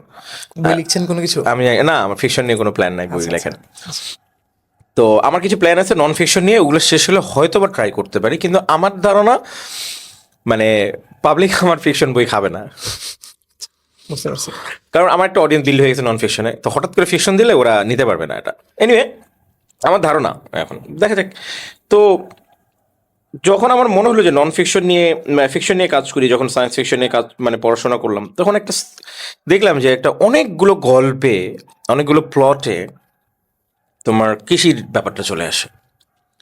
কৃষি এই সিভিলাইজেশনের সাথে অঙ্গভাবে জড়িত, যেটা পৃথিবীর মানুষ যতদিন বাঁচবে ততদিন এটার সাথে থাকবে। মানুষ যতই এমন থাকুক যে হ্যাঁ আমি একটা ট্যাবলেট খাইলাম, ভাতের ফিল পাইলাম, এইটা হইতে পারে। আবার অর্গানিকলি সত্যিকার একটা জায়গা থাকবে যেখানে সত্যিকার ভাত পাওয়া যায়। তো আমি একদিন একটা স্বপ্ন দেখছিলাম অনেক বছর আগে, একটা ইউটোপিয়ান একটা জায়গা, একটা সিটি, সেইখানে মানুষজন মিউজিয়ামের ভিতরে ধান গাছের চারা, সরিষা গাছের চারা, এগুলো অর্গানিকলি একটা একটা করে রেখে দিছে। And that was the last piece in the world. Wow, একটা মুভির শুরু সিনে এটা দেখালে তো মুভিটা দেখতে চাবো আমি অনেক। If you can create some screenplay with that. হ্যাঁ, আমি ভাবছি এআই দিয়ে বানাবো এটা কিছু। এটা করতে পারেন। If you want I can get you connected with someone. আমাদের এখানে আমার পরিচিত একজন আছে, খালিদ ভাই। Sure. He is one of the best in AI. উনি এগুলো করে, Khalid Bin Helali. So shout out to him please. ওনার সাথে আমাদের 2টা পডকাস্ট রেকর্ড হয়েছে এখানে, একটা আপলোড হয়েছে আর একটা হবে। সো উনি এই ভিডিওগ্রাফিগুলো করে। উনি বিডি জবসের জন্য ফাহিম ভাইয়ের সাথে উনি সেশন নিয়েছে 1100 লোকের। So he is assistant director of চার্লাল এই মুহূর্তে। তো ওনার সাথে আমি কানেক্ট করে দিব। If you really want, that could be something great. আমার প্রথম থেকে শুনে আমি এক্সাইটেড। ঠিক আছে। সো আমার কাছে তখন মানে আমি ঘুম থেকে ওঠার পরে আমার হ্যাংওভার অনেকদিন কাটে নাই, যে এটা আমি কি দেখলাম এবং আল্লাহকে আমাকে এটা দেখাইলো যে এটা একদিন। এবং আমার খুব ইচ্ছা করে যে আমি পৃথিবীতে 100 বছর বাঁচবো, মানে অনেক দিন বাঁচার মানে এনজয় করার জন্য না। আমি দেখতে চাই 100 বছর পর বাংলাদেশের কতটুকু চেঞ্জ হয়, এই ঢাকা শহরের কতটুকু চেঞ্জ হয়, গুলশানের কতটুকু চেঞ্জ হয়, মানুষের কতটুকু চেঞ্জ হয়। এই জিনিসটা দেখার জন্য আমার 100 বছর বাঁচতে ইচ্ছা করে। মানে অমরত্ব ফিল করার জন্য না, বা মৃত্যুটাকে প্রলং করার জন্য কিছু। এটা দেখার পরে আমি মরার জন্য রেডি আছি। What's your prediction? কি চেঞ্জ হতে পারে? আমার কোনো প্রেডিকশন নাই, কিন্তু আমি চিন্তা করি যে 100 বছর পর্যন্ত বাঁচবো কিভাবে আমি। ক্রায়ো স্লিপ হইতে পারে, যেমন ইয়েরা রকেটে যেরকম করে ঘুম পাড়ায় দেয় 100 বছরের জন্য, তাদের বডি মুভমেন্ট সবকিছু অর্গান টর্গান চলতে থাকে, ওরা 50 বা 100 বছর পর ঘুম থেকে জেগে ওঠে, এটা হইতে পারে। Is but there any it's very possibility expensive. there will be a World War III and no one will survive? Other হইতে than পারে। some people in New Zealand maybe, ওরা সবচেয়ে isolated. It could be. It could be. Getting so unpredictable, Tanmoy. এটা এই যে AI এর যে রেভলিউশনটা হবে, আমরা 2 বছর আগে বুঝি নাই এটা। মানে ম্যাসিভ লেভেলে চলে যাবে। এআই নিয়ে কাজ চলতেছে, অনেক কোম্পানি কাজ করতেছে, এটা আমরা জানি। কিন্তু এটা যে ম্যাস পিপলের অ্যাক্সেসিবল হয়ে যাবে ম্যাস পিপলের কাছে, এটা কেউ জানতাম না আমরা। My mother is 53, so recently আমি যেটা করছি, আমার মা হচ্ছে আমি বাবা মার একমাত্র সন্তান, সো আমার বাবা মার সাথে আমি থাকি, that's why I live outside. একমাত্র সন্তান মানে তোমার ভাই বোন নাই কোনো? No. ও সো এটা একটা রিজন, এবং আমার অফিস হচ্ছে যশোর আইটি পার্কে, এই জন্য আমি যশোর মুভ করছিলাম। তো এখন পয়েন্টটা হচ্ছে, আমার মা বাবার সাথে আমার খুব ভালো সম্পর্ক, এটা বোঝানোর জন্য এই কনটেক্সট দিলাম। এখন আমি চ্যাট জিপিটি পেইড আমার, সো ভয়েস যে আমি বলছি, আচ্ছা আমার মা একটা কারণে আমার উপর রাগ করেছে, কি করা উচিত? এখন তো পজ নাই ভাই, আপনি শুনেছেন বাংলায়, সো মা রাগ করেছে, এটা নিয়ে মাকে একটু বুঝিয়ে বলো। এখন বলছি, এটা কে, নতুন বন্ধু?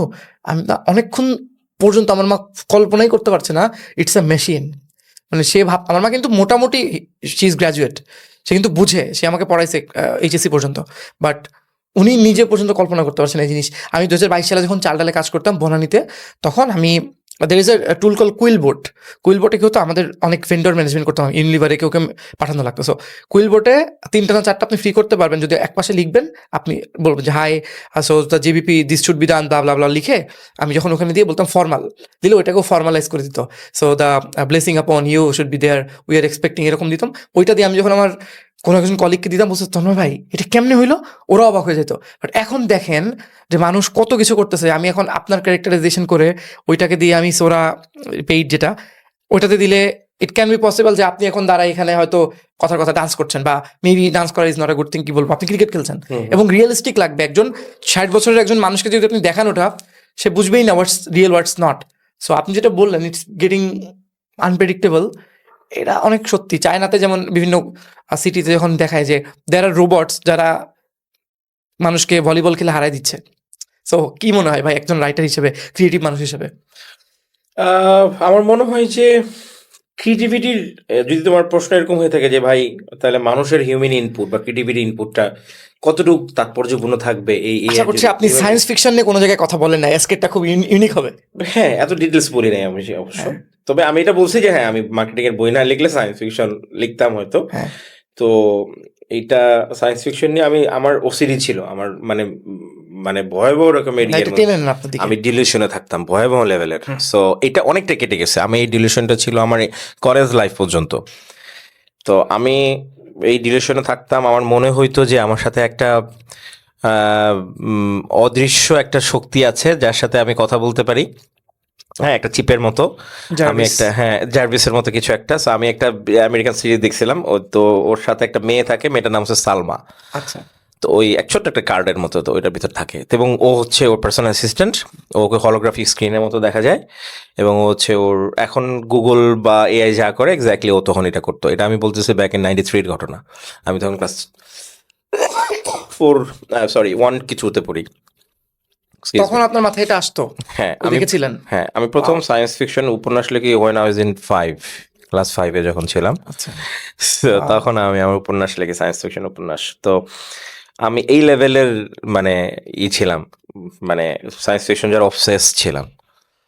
এখন বাস্তবতার করাঘাতে অনেক অবসেশনটা অনেকটাই কমছে, কিন্তু আমি এখনো আমার একটা আর্কাইভ আমি বানাই, এবং যেখানে টেকনোলজিক্যাল কিছু ব্রেক থ্রু আসে, স্পেশালি অ্যাস্ট্রোনমিক্যাল কিছু ব্রেক থ্রু আসে রিসার্চে, ওগুলো আমি আলাদা করে রাখি। এবং ফেসবুক যেহেতু জানে আমি এগুলি কন্টেন্টগুলোতে এঙ্গেজ হই, পছন্দ করি, ও আমাকে এই কন্টেন্টগুলো দেখায়। হ্যাঁ, তাই যার ফলে আমার জন্য আর্কাইভ রাখাটা আরো ইজি হয়ে যায়।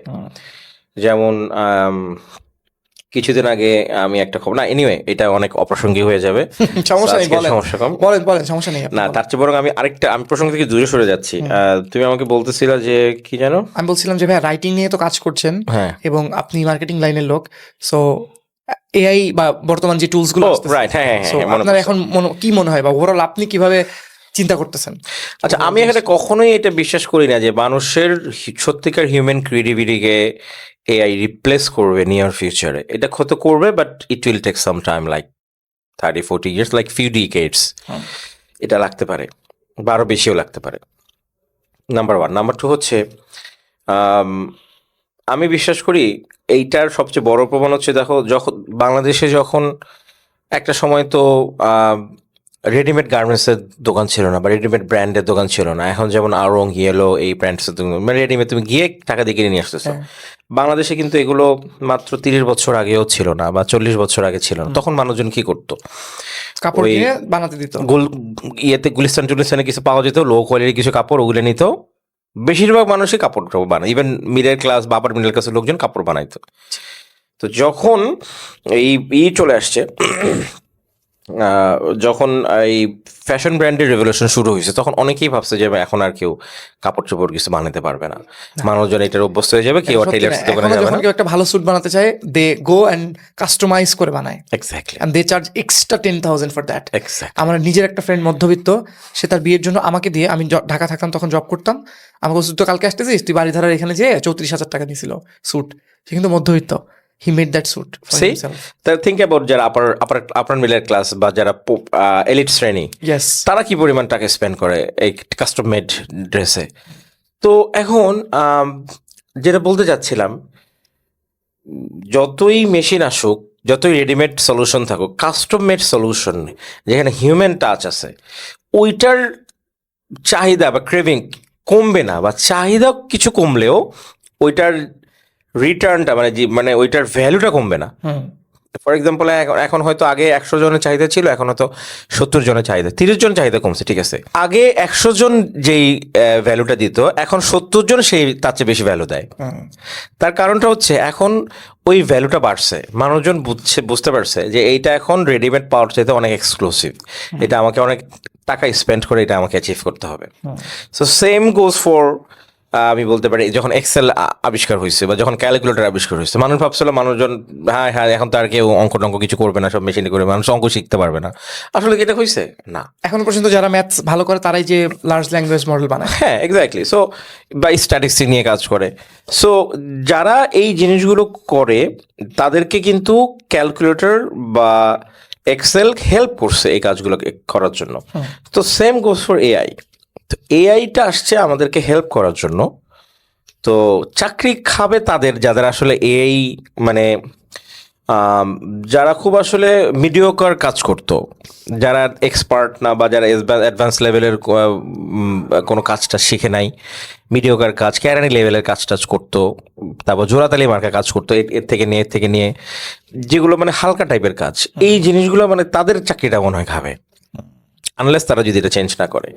সো কিন্তু ও গড়পড়তা যারা করছে, যেমন বিল গেটস কিছুদিন আগে বলছে যে একটা চাকরি যেটা এখনো আছে 100 বছর পরেও থাকবে, সেটা এবং ওরা মেনশন করছে 100 বছর, প্রোগ্রামিং। আচ্ছা, বলে প্রোগ্রামিং এর চাহিদা কখনোই কমবে না, যত এআই আসুক 100 বছর পরেও। এই যে পরশুদিন আমি দেখলাম বিল গেটস, আমি জানি সত্যি এটা বলছে কিনা, কিন্তু আমি ফটো কাটে দেখলাম, এটা বলছে যে 100 বছর পরেও প্রোগ্রামিংয়ের চাহিদা থাকবে। এবং বিল গেটস যদি বলে, that means it will happen. He is very wise. ওর এখন পর্যন্ত ওর কোনো প্রেডিকশন মিথ্যা প্রমাণিত হয় নাই। কোভিড, ওইটা খুবই অদ্ভুত ছিল, and it happened after a few years. হ্যাঁ, সো এখন যদিও ওকে অনেকে দায়ী করে এটার পেছনে, আমি জানি না এটা কিনা, না, কনস্পিরেসি থিওরি তো ভাই, conspiracy theory যেটার কিনা। প্রমাণ পাওয়া যায় না ওটা তো আমরা বলতে পারি না। হ্যাঁ হ্যাঁ হ্যাঁ, সেটাই। সো এনিওয়ে, কিন্তু ওর কোনো প্রেডিকশন ভুল প্রমাণিত হয় নাই, আমি যতটুকু জানি। সো সেই যেহেতু বলছে যে আগামী 100 বছর প্রোগ্রামিং এর চাহিদা কমবে না, প্রোগ্রামারের চাহিদা, so it will happen. Okay, let me ask you something, যেটা আমি একদম জেনুইনলি জানতে চাই, এটা আমার খুবই নিজের জানার ইচ্ছা, আপনাকে যদি আমি কখনো পেতাম এটা জানতে চাই। আপনি যে ফিল্ডে কাজ করছেন, আমি হয়তো অনেক বছর পিছিয়ে আছি, বাট আমিও কাইন্ড অফ সিমিলার, ওই সেম মার্কেটিং, সেলস, ব্র্যান্ডের গল্প বলা, লেখা, কপি রাইটিং, এগুলো নিয়ে কাজ করছি। আমি জাস্ট জানতে চাই যে আপনি যখন কাজ করতেন, আপনি normal, there are many people যারা ব্র্যান্ড নিয়ে কাজ করছে, এজেন্সিতে কাজ করছে, বাট তাদেরকে কেউ চেনে না। But what was your seminal moment যখন আপনি অ্যাজ আ প্রলয় হাসান আপনি মনে করলেন যে okay, there could be more to me? আমি কখন মনে হলো যে আমার একটা তথ্য আমি কখন কেস স্টাডি বানিয়ে আমি একটা বইয়ের মধ্যে দিব? কখন মনে হলো যে আমি আসলে এখন একটা জায়গায় আসছি যে আমার কথা মানুষ শুনবে বা আমার লেখাটা মানুষ পড়বে? মানুষের প্রত্যেকের কিন্তু একটা ব্যাপার থাকে না, যে ডাউন প্লে করা, যে আমি আসলে, আমার যেমন আজকে সকালে যে গেস্ট আসছিলেন, she is a single mother, she started a business, এবং সে ইউএস বেসড একটা জব করছে, সে টিচিং করায়। So she is making a lot of money, অনেক টাকা ইনকাম করছে এবং সে তার বাচ্চাকে খুব ভালোবাসে, খুব সুন্দর করে সিঙ্গেল মাদার যেভাবে করে বড় করা উচিত সব করছে। But she always thought that she had more to her, মানে এবং তার রিলেটিভরা তাকে হয়তো মাঝে মাঝে কয়েক কিছু পোকটোক করতো, এই কারণে সে বিজনেস শুরু করছে and she is doing amazing in her business. So এই একটা ব্যাপার তো থাকে সবার মধ্যে। যেমন আমার একটা সিচুয়েশন ছিল যে আমি একটা জব করতাম, কোম্পানির নাম বলবো না, জবে আমি অনেক কপিও লিখতাম, অ্যাডও আমি চালাইতাম, রেভিনিউ টার্গেটও হিট হইতো, and I just saw that there is someone যাকে তারা কনসালটেন্ট হিসেবে আনার চেষ্টা করতেছে, and that guy is going to charge, আমি যেটা তখন চার্জ করতেছি তার ডাবল সাম অ্যামাউন্ট। তখন I had a call with that management, আমি বলছি যে I actually at least want a raise, because আমি এক্স্যাক্টলি এভাবে বলছি যে আপনারা যে স্যালারিটা আমাকে দিচ্ছেন, এই স্যালারিটা নেওয়ার পরে রাতে আমাকে লিঙ্কডিনে ক্লায়েন্ট খুঁজতে হচ্ছে so that I can get extra 12,000 to pay my bills, that's not how it will work. তো আমরা ডিসেম্বর পর্যন্ত will give you a raise. So then I had to take a decision and took a decision. তো তখন থেকে মনে হচ্ছে এমন কি কাজ করলে তারা মনে করবে যে তন্ময় ডাজেন্ট ডিজার্ভ, কথার কথা 50,000, তন্ময় ডিজার্ভ 3 লাখ টাকা, কথার কথা। এমন কি কাজ করতে পারে? কারণ এখনো পর্যন্ত আমার কিন্তু কথা হয় তার সাথে, যেই ছেলেটা জয়েন করেছে সে যে রেভিনিউ আনছে আমি সেম রেভিনিউ আনতাম। I was doing the same thing, same revenue, কথার কথা 62 লক্ষ টাকা এনার net profit. But you are given less than him, right? Even মানে তারা মনে করছে he is bred and brought up in Jessore, he is 22 years old বা 21 years old, but that same guy হয়তো ওনার সাথে কথা বলছি টেকনিক্যালি ওনার আমার মতোই হয়তো, বা আমার চেয়ে কিছু জিনিস বেশি জানতো, কিছু জিনিস কম জানতো, টেকনিক্যালি হয়তো আমি একটু বেশি জানতাম। সো তখন আমার একটা মোমেন্ট ছিল, সেরকম আপনার কখনো না কখনো একটা মোমেন্ট ছিল যেটার কারণে একটা নর্মাল ব্র্যান্ড প্র্যাকটিশনার যে হয়তো মাসে 70,000 টাকা স্যালারি পাচ্ছে, ভালো আছে, that is also okay, but you thought there is more to it. আপনি যে পরিমাণ লেখা লিখছেন আপনার প্রোফাইলে, ওটা যদি কেউ স্ক্রল করে 2 দিন লাগবে যাইতে। সো অনেক লম্বা করে বললাম প্রশ্নটা, আশা করছি বুঝতে পারছেন what I'm trying to know. হ্যাঁ, আমি কিছুটা বুঝতে পারছি। আসলে সত্যি বলতে কি, আমি আসলে এবার বলা ঠিক হবে কিনা, আমি একটু ফিলোসফিক্যালি এই অ্যান্সারটা দিব। ওই যে প্রথমে বললাম যে গড গিফটেড ব্যাপার, আমার কোনো কিছু প্ল্যান মাফিক হয় না। আমি হয়তো তোমার অডিয়েন্সরা হয়তো আমার কথাগুলো শুনতে বসবে মোটিভেশন পাওয়ার জন্য। এখন আমি যদি বলি যে অটোমেটিকলি চলে আসছে আমার মধ্যে কোনো কিছু প্ল্যান মাফিক ছাড়া, আল্লাহ আমাকে দিছে, এইটা তো আসলে মোটিভেশন হইলো না। বাট আমি কিন্তু ডেস্টিনি তো বিশ্বাস করি ভাই। ছোট্ট একটু আমি বলি 30 সেকেন্ড। আমার এই যে আমি এই যে এখন যেটা করতেছি আপনার সাথে দেখা হওয়া বা কথা বলা, এটা আমি করতে চেয়েছিলাম বাট এত তাড়াতাড়ি না, আমি চাইনি, বাট একটা সুযোগ চলে আসছে। আমি এটা আজকে বলতে চাই, আমি ফারহান ভাইয়ের এজেন্সিতে অ্যাপ্লাই করেছিলাম। I wanted to go out of Bangladesh. আমার ইংলিশ অনেক ভালো ছিল, সো আমি চাচ্ছিলাম যে কীভাবে উনি একটা মাকলুব ইনিশিয়েটিভের জন্য উনি একজন ম্যানেজার চাচ্ছিল যে ওনার কাস্টমারগুলোকে হ্যান্ডেল করবে। আমরা তো বলছি ঠিক আছে, আমি একটা ভিডিও রেজিউমে সহ ইংলিশে, হাই ভাইয়া this is what I did blah blah blah blah blah. এখন উনি বলছে, হাই ভাইয়া I saw your channel, you did some online podcast, what about you do a business show for us. Then আমি passive চ্যানেলের জন্য 15-20টা podcast করেছিলাম, business show. Then I became familiar with podcast, then I studied all the podcasters, কীভাবে করে, story telling কীভাবে হয়, মাইকের থেকে কতটা ডিস্টেন্স, সব কিছু নিয়ে আমি পুরো একদম ভেজে ভেজে খেয়ে ফেলছি। দেন ফাইনালি প্যাসিভ জার্নাল উনি ওই পডকাস্টগুলো অফ করে দিল। দেন আই থট যে আমার তো অনলাইন রিসোর্সেস নাই। Then I started investing and আস্তে আস্তে ওই টাইমে আমি বড় বড় ক্লায়েন্ট পেয়ে গেলাম। ওই টাইমে আমার ভিডিও কয়েকটা পিক করা শুরু করলো। ওই টাইমেই I started earning very good মানি। সব কিছু একসাথে প্ল্যান মাফিক কাজ করে গেল। মানে দেয়ার ওয়াজ নো ওয়ে। আমি এর আগে খালিদ ফারহান ভাইকে আগেও আমি মেইল করেছি, এরকম আরও অনেক মানুষকে মেইল করেছি, নাথিং ওয়ার্ক। ওই টাইমটাই আমি চাকরি ছাড়লাম, ওই টাইমটাই স্টার্টেড নেক্সট সিরিয়াস আমার এজেন্সি, ওই টাইমটাই we started getting good clients, ওই টাইমটাই আমি একটা ফরেন ক্লায়েন্ট পাইলাম যেখান থেকে I pay most of my bills. সব কিছু একসাথে কাজ করলো অ্যান্ড আমি জানি না কীভাবে হয়েছে। তো do you believe in this things? আমি জানতে চাই এটা। Of course I do. এটা তো আমাদের পার্ট অফ আওয়ার রিলিজিয়ন, এবং আমি মোটামুটি প্র্যাকটিসে মুসলিম। তো যেটা দেখো, তুমি যেটা করলা, তুমি এটা এক্সপিরিয়েন্স করছো, আই গেস, রাইট? আমার স্বীকার করতে অসুবিধা ইউ নেই, ওয়েন্ট থ্রু ইট। হ্যাঁ, 100%। সো অনেকে কিন্তু এটা বিশ্বাস করে না যে ডেস্টিনি ভাই কি, হ্যাঁ নিজের পরিশ্রম তো অফকোর্স লাগে, কিন্তু আমাদের আল্লাহ পাক কোরআন শরীফে বলছে যে আমি তাকেই দিয়ে যে চেষ্টা করে, তার মানে তুমি পরিশ্রম করে আমি দিব। তার মানে কি দুইটাই থাকতে হবে। তুমি পরিশ্রম করবা, ডেস্টিনিতে বিশ্বাস করবো না, দ্যাটস নট গোনা ওয়ার্ক। তুমি পরিশ্রম করবা না, ডেস্টিনিতে বিশ্বাস করবা, that's not gonna work as well. So you have to come with the both. তো এখন আমার ক্ষেত্রে যেটা হয়েছে, আমি কখনোই মানে আই সোয়ার, আমি এটা আমি বলছি অনেকবার অবশ্য ইয়েতে, মানুষ একটু পচায় বলে হ্যাঁ সাকসেসফুল বেস্ট সেলার হলে এইসব সবাই বলে। না, কখনোই আমার অডিয়েন্স খুব ভদ্র ভাই, কিচ্ছু বলবে না। আচ্ছা, না এমনিতে যোগ করলাম। আমি কখনোই আমি প্ল্যান করি নাই বা আমার কোনো ইচ্ছা ছিল না আমি নন ফিকশনে বই, মানে আমি বই বের করবো বাজারে, নন ফিকশনে তো প্রশ্নই উঠে না। এটা অ্যাক্সিডেন্টলি হয়ে গেছে, মানে আমি অ্যাক্সিডেন্টাল বেস্টসেলার লেখক। অ্যাক্সিডেন্টলি কিভাবে লেখে মানুষ এতগুলো? লেখা ইজ নট ইজি ভাই, ভিডিওতে অনেক কিছু বলে ফেলা ইজি, লেখা ইজ নট ইজি। তো হ্যাঁ, বিশেষ করে আমি যেই টপিকে লিখি কেস স্টাডিজ, এগুলো তো বাংলাদেশে মানে ডেটা খুব দুর্লভ, ডেটা ক্রস চেক করা আরো টাফ।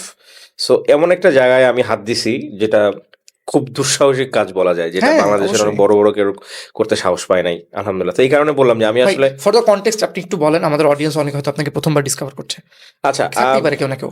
আচ্ছা আমি যেটা হয়, ওই প্রথমে যে বইটা বের করছিলাম নন মার্কেটারদের জন্য মার্কেটিং, ওই বইটার মানে লেখার ঘর আপনারা রকমারিতে সার্চ করলে পাবেন। তো ওই বইটা 2021 বের হয় এবং 2020 সালে করোনার ভিতরে আমি প্রচুর লেখালেখি করি, বিজনেস কেস স্টাডিজ গুলো। তো ওই সময়টা থেকে আমি দেখলাম যে ব্র্যান্ড প্র্যাকটিশনার্স বাংলাদেশে, তুমি জানো এই গ্রুপটা, বা ফেসবুকের সবচাইতে বড় প্রফেশনাল বাংলাদেশি গ্রুপ হচ্ছে ব্র্যান্ড Exactly. প্র্যাকটিশনার্স বাংলাদেশ। বিভিন্ন টপিক নিয়ে ওখানে আলোচনা হতো। বিভিন্ন ব্র্যান্ডিং, মার্কেটিং, এই জিনিসগুলো নিয়ে কথা হতো, অ্যাডভার্টাইজমেন্ট, হ্যাঁ, very active group, one of the most active professional group in Facebook, on Facebook. So ওই সময়টাতে আমি করোনার শুরু থেকেই, আমি তখন হাঙ্গিনাগিতে চাকরি করতাম, তখন হাঙ্গিনাগিতে জব ছেড়ে দিলাম, না ছেড়ে ছাড়ার ডিসিশন নিয়েছি আমি করোনার পরে। করোনা শুরু হলো, হোম অফিস শুরু হইলো, এবং ওই সময় আমার ব্রেকআপ হইলো ডিসেম্বরের, মানে করোনার শুরু, মানে করোনা হইলো তো মার্চে 20-এর, আমার মার্চ breakup- এপ্রিল, এপ্রিলের 14 তারিখের থেকে। না, মার্চের 14 তারিখ মনে হয়, মার্চে, আচ্ছা, যাই হোক, মার্চ এপ্রিল একটা হবে, মার্চে হ্যাঁ। হয়েছে, লকডাউনটা মার্চে হয়েছে, আমার এখন স্পষ্ট মনে আছে। আর আমার ব্রেকআপ হয়েছে গত বছর, তার আগের বছর ডিসেম্বরে। So I went through a chronic depression, and that was the first time in my life and I didn't know how to deal with it. তো তারপর আমি এটাকে ডিল করার জন্য আমি ডোপামিন, আমি দেখলাম যে আমার হিউজ ডোপামিন লাগবে, এবং আমি তো লেখালেখি করি অনলাইনে 2007 সাল থেকে, এবং ওই সময়টাতে ব্লগে আমি খুব জনপ্রিয় ছিলাম, আমার লেখালেখি খুব জনপ্রিয় ছিল, আমি এক নামে সবাই আমাকে চিনতো, ব্লগার প্রলয় হাসান নামে। তো আমি মানে এটাতে ইউজ টু ছিলাম যে মানুষ আমার লেখা পছন্দ করে, আমাকে অ্যাপ্রিসিয়েট করে। প্রথম খুব এনজয় করতাম, এক সময় ওইটা আর আমাকে ডোপামিন দিত না, কারণ ওটাতে আমি আমার মানে হয়ে গেছিলাম, রেজিস্ট্যান্ট হয়ে গেছিলাম আমি। তো এমনও হয়েছে আমার লেখা 2013 সালে আমার লেখা প্রথম ভাইরাল হয়। আচ্ছা, তো ওই সময়টা 2-3 বছর পরে দেখলাম যে আমি আর ডোপামিন রাশটা আমার মধ্যে নাই, আমার মধ্যে আর কোনো কিছু কাজ করতে না, মানে দিলে প্রায় ভাইরাল হতো, তখন শত পোস্ট ভাইরাল হয়েছে আমার। সো তা আমি ডোপামিনটা আমার দরকার ছিল। সো কি করা যায়, তখন মনে হলো যে I should give it a new, try to new topic. তো তখন আমি মার্কেটিং, ব্র্যান্ডিং কেসেস আগে কি নিয়ে লিখতেন? ক্রিয়েটিভ রাইটিংস, আচ্ছা, বুঝতে পারছি, সোশ্যাল ইস্যুস, বুঝতে পারছি। Trendy topics, talk of town, এগুলা, not marketing, branding, business case studies. বুঝছি। ওইটা আমার লাইন ছিল না, ওইটা হয়েছে আমি এমবিএ করার পরে। তো পরে কোভিড টাইমের ওই সময়টাতে এখানে .com নিয়ে লেখালেখি শুরু করলাম। এটা ছিল আমার একটা অ্যাসাইনমেন্ট, তো ওই ব্র্যান্ড প্র্যাকটিশনার্স গ্রুপে দিলাম, ইট ওয়েন্ট ভাইরাল। তারপরে যে টেক ওভার করলো, জেমকন গ্রুপ, মানে হচ্ছে তোমার মিনা বাজার যে এগারোকে টেক ওভার করলো, এটা নিয়ে ফেসবুকে তখন 2020 সালের শুরুর দিকে আমি একটা বিশাল স্ট্যাটাস দিই। স্ট্যাটাস বলে ভুল হবে, এটা মোটামুটি একটা কেস স্টাডি টাইপেরই। বিশাল কেস স্টাডি শুধু ছিল না, প্রায় 2 থেকে 2,500 ওয়ার্ডের একটা কেস স্টাডি ছিল। ইন্টেন্সিভ রিসার্চ করছি আমি, কেন জানি আমার ভালো লাগতেছিল খুব, যে আমি নিজের আনন্দে লিখছি, আমি জানতাম না যে পাবলিক এত পছন্দ করবে। ওইটা আমি পোস্ট করছি একদিনের মধ্যে, ব্র্যান্ড প্র্যাকটিশনার্স গ্রুপের প্রথম পোস্ট, যেটা 1000 লাইক ক্রস করছে উইদিন 1 ডে। তারপর পাবলিক তো ভাই এরকম কেস স্টাডিজ আরও চাই, ফাটায় ফেলছেন, কি লিখছেন, ওয়াও। শেয়ার হয়েছে মনে হয় 500 না 600 বার, এবং যারা শেয়ার করছে শেয়ারের ক্যাপশনগুলো পড়তে খুব ভালো লাগতেছিল। হ্যাঁ, হ্যাঁ। সো তখন মনে হলো যে আচ্ছা, আমি তো ইন্সপিরেশন পাইছি, পাবলিক একটা ডোপামিন হিট করলো তখন। একটা ডোপামিন হিট করছে তখন। তারপরে লিখলাম আইফোন অ্যাপেল, এটা নিয়ে, যে অ্যাপেলের সবচেয়ে বড় অ্যাসেট কি। তো পরে অ্যাপেলের সবচেয়ে বড় অ্যাসেট হচ্ছে তার ইউজার, বিলিয়নস ইউজার ভাই, 1 billion user, can you imagine. এবং I'm not talking about Facebook user, I'm not talking about device user, যারা টাকা দিয়ে কিনছে। ফিজিক্যালি যেটা ডিভাইস, এটা অ্যাপেলের সবচেয়ে বড় অ্যাসেট। তো এটা নিয়ে আমি লিখলাম, এটাও ভাইরাল হইলো। এরকম করে আমি 1 সপ্তাহের মধ্যে মানে 5টা কেস স্টাডি লিখছি আমি, মানে সারাদিন কোনো কাজ টাইতে, লকডাউনে বসে আছি ঘরের মধ্যে, চাকরি কিছু নাই, চাকরি ছেড়ে দিয়েছি, তখন সারাদিন বসে লিখতাম। তো হিউজ ডোপামিন আমাকে হিট করলো, এবং আমি পোস্ট করলে এটা ভাইরাল হয়ে যাচ্ছে, এবং আমি ভয়ে থাকতাম যে পাবলিকটা চ্যালেঞ্জ করে বসে, কোনো একটা ভুল কিছু করে ফেলে কিনা, ভুলটা না এমন বলতেছেন, পাবলিক হেল্প করতেছে, হ্যাঁ এই প্রবলেম ভাই, এইটা একটু আরেকটু এলাবোরেট করে লেখেন, এইটা এভাবে লেখেন। পাবলিক আমাকে ইনবক্সে নক করা শুরু করলো, ভাই একদিন আসো আমার সাথে, চা খাও, করোনা শেষ হওয়ার পরে তুমি আমার সাথে চা খাওয়া, অবশ্যই দেখা করো আমার সাথে। তখন এই জিনিসগুলো নিয়ে কেউ লেখালেখি করে, I was the first one. তো পরে আমি চিন্তা করলাম যে করোনার মধ্যে আমার এই টাইমটা প্রোডাক্টিভ কাজে লাগাইতে হবে, এবং এইটা আমি লেখালেখি করে করব, এবং Facebook can be the best platform for me. তো এবং আমার না আসলে যেহেতু আমি মানে আমার লেখালেখি করার একটা হান শুরু থেকেই ছিল, আমি খালি একটা জায়গা খুঁজতাম, ভাই আমার একটা জায়গা দাও লেখালেখি করার। প্রথমে ব্লগে শুরু করলাম, ব্লগের একটা কাহিনীর পরে আমি ব্লগ থেকে আমরা ফুল গ্রুপ সহ আমরা করি, ব্লগ থেকে মুভ করে চলে আসি অন্য জায়গায়। তারপরে আমরা শুরু করি ফেসবুক থেকে। ফেসবুকে তো তখন ওই সময়টাতেই ছিল না, এবং একসময় আমার মনে হতো যে আমি কেন আনপ্রোডাক্টিভ কাজে নষ্ট করতেছি সময়গুলা। এই যে talk of the town, trendy topics, তারপরে ক্রিয়েটিভ রাইটিং, গল্প, কবিতা, উপন্যাস, এগুলো আর কয়দিন ভাই, এগুলো তো মানে আমার কাছে প্রোডাক্টিভ মনে হচ্ছে না। তো এগুলো সব মানে যদি একদম পুরো লেমেন্স ওয়ার্ডে যদি বলি, এগুলো বাদ নাই। So like I wanted something extraordinary বলবো না, something I really is like it's really worth turning into, মানে যেটা আমি প্রাউডলি বলতে পারবো যে আমি একটা কিছু করছি, মানে একটা ক্যারিয়ার টাইপের কিছু একটা। তো তখন আমার মনে হলো যেহেতু আমি মার্কেটিং এ মেজর করছি, তো মনে হলো যেটা নিয়ে কিছু করি। তারপরে যখন আমার মানে লেখাগুলো ভাইরাল হওয়া শুরু করলো, আমার কেস স্টাডিজ গুলা, and that gave me a purpose যে আমি এটা কন্টিনিউ করবো। কিন্তু তখন আমার মাথায় বই বের করার অপশন আসে নাই। তারপর লং স্টোরি শর্ট, এই কথাটা আমি অনেক পডকাস্টে বলছি, আমাকে 5টা প্রকাশনী নক করছে। এর মধ্যে একটা ছিল বাংলাদেশের ওয়ান অফ দ্য টপ প্রকাশনী। তারা আমার প্রকাশনীর ওনার আমাকে করছে, যে ভাইয়া আপনার এগুলা নিয়ে আমরা একটা বই বের করতে চাই, আমাকে অফার দিল। তাই আমি বললাম ভাই এগুলো তো আমার ফেসবুকে তো ফ্রিতে পড়া যায় আমার লেখা, তো আমার বই তাহলে কেন পাবলিক টাকা দিয়ে কিনতে যাবে? Good question. হ্যাঁ, তারপর বললো যে ভাই কোনো সমস্যা নেই, এটা নিয়ে চিন্তা করেন না, আমার ইনভেস্টমেন্ট আমার, আপনি শুধু পাণ্ডুলিপিটা দেন। তা আমি বললাম যে আচ্ছা ঠিক আছে, প্রথমে কয় কপি ছাপাবেন? বলো 2000 কপি। আমি কি বলেন ভাই, 2000 কপি কয় বছর লাগবে শেষ করতে? আমি বলছি কি ব্যাপার, সে কি যোগ করতেছে আমার, 2000 কপি বই ছাপাবে, প্রথমে কয় বছর লাগবে এটা শেষ করতে? মানে সোল্ড আউট হইতে তো অনেক বছর লাগবে। তা আলহামদুলিল্লাহ 2000 কপি সেল হইতে আমার কত 6 মাসও লাগে নাই। বইয়ের দাম কত ছিল এক একটা? 380 টাকা। সো ইন বাংলাদেশ, যেখানে মানুষজন বই পড়ছে না, এমন একটা সময় 380 টাকার একটা বই sold out 2000। Okay, wow, that's great. তাও কে? একটা নতুন লেখক, যে লেখকের নাম কেউ জানে না। তাও কখন? করোনার পরে, যখন মানুষের হাতে টাকা নাই, ব্যবসা সে কোন সময় আমার বইটা বেস্টসেলার হয়েছে, যেটা হওয়ার কথাই না। So I must believe in destiny ভাই। সো আমার কখনোই প্ল্যান করে কিছু হয় না। আমি অস্ট্রেলিয়া গেছি প্ল্যান ছাড়া, ওখান থেকে আসছি এটাও প্ল্যান ছাড়া। হ্যাঁ, হুট করে একটা ঘটনা, 2টা ঘটনা চলে আসছে, আমি চলে আসছি। আমি লেখালেখিতে জনপ্রিয়তা পাইছি, এটাও প্ল্যানিং ছাড়া। বই প্রকাশ করছি, বেস্টসেলার হয়েছে, প্ল্যানিং ছাড়া। আমার লাইফে মানে বিয়ে করছি, এটাও বলতে গেলে প্ল্যানিং ছাড়া। সো হুট করে দেখা হয়েছে, ভালো লাগছে, আমার কাছে মনে হয়েছে যে এই মেয়েটা আমাকে হয়তো পছন্দ করে। ওকে বলছি যে প্রেম করার টাইম নাই, ভালো লাগলে তোমার বাসায় প্রস্তাব পাঠাবো, হ্যাঁ যদি রাজি থাকো বিয়ে হবে, নাহলে নাই। তুমি তোমার রাস্তায়, আমি আমার রাস্তায়। মানে I don't want to spend any more time, I don't want to West any more time. So এই আর কি। আমার তখন ছিল ধরো তো একটা মারো প্যারেক টাইপের অবস্থা। তো পরে কোনো কিছু প্ল্যান মাফিক হয় নাই, যে একটা আছে না মানুষজন কি করে, আমার এক ফ্রেন্ড আছে, ও প্ল্যান করবে আগামী বছরটা আমি এই জায়গায় চাকরি করব, পুরো সারা বছরে আমি 20 লাখ টাকা জমাবো। গেল গভর্নমেন্ট চেঞ্জ হয়ে ওই কোম্পানি বন্ধ। অনেকে প্ল্যান করে, আমার অনেক ফ্রেন্ড আছে, they are so productive, much more productive than me. তো ওরা খুব সুন্দর করে প্ল্যান করে। ওরা যখন নিজের মধ্যে ডিসকাস, আমি যখন শুনি, আমি কেন পারি না ভাই এরকম করে করতে। ওরা বলে আগামী বছর আমি এত টাকা করবো, সেভিংস করবো, এত টাকা ইনভেস্ট করবো, আর এত টাকা বিয়ে করবো, তারপরে এখানে এত টাকা দিব, তারপর আমি ক্যারিয়ার, এখানে একটা জব সুইচ করবো, এখানে আমি একটা কোর্স করবো, এখান থেকে আমি করবো, মানে কত ওদের 5 বছরের প্ল্যান রেডি। হ্যাঁ, তুমি আমার 5 মাসের প্ল্যান বলতে পারবো না। ঠিক আছে, but till now it's working for you, মানে পারফেক্টলি ওয়ার্কিং ফর মি ভাই। কিন্তু প্ল্যানিং করতে গিয়ে আমি ধরা হয়েছি অনেকবার, প্ল্যান মাফিক কাজ করে নাই, আমি ডিমোটিভেটেড ফিল করি, এটা খারাপ হয়েছে। তো এই কারণে আমি আল্লাহর হাতে ছেড়ে দিছি। বেশিরভাগ সময়ে মানে যাচ্ছে এবং খুব ভালোভাবে যাচ্ছে আলহামদুলিল্লাহ। সো আমরা বলতে পারি যে আপনার ওই সেমিনার মোমেন্টটা আসছে যখন আপনি কোভিড টাইমে আপনার বইটা, কোভিড টাইমে, হ্যাঁ কোভিডটা আমার খুব ভালো একটা লেভারেজ। পেছনে আপনার একটা ডিপ্রেশন বা একা ফাঁকা বসে থাকা কিছু সময়, জবটা ছেড়ে দেওয়া, এটা আপনার জন্য কাজ করেছে।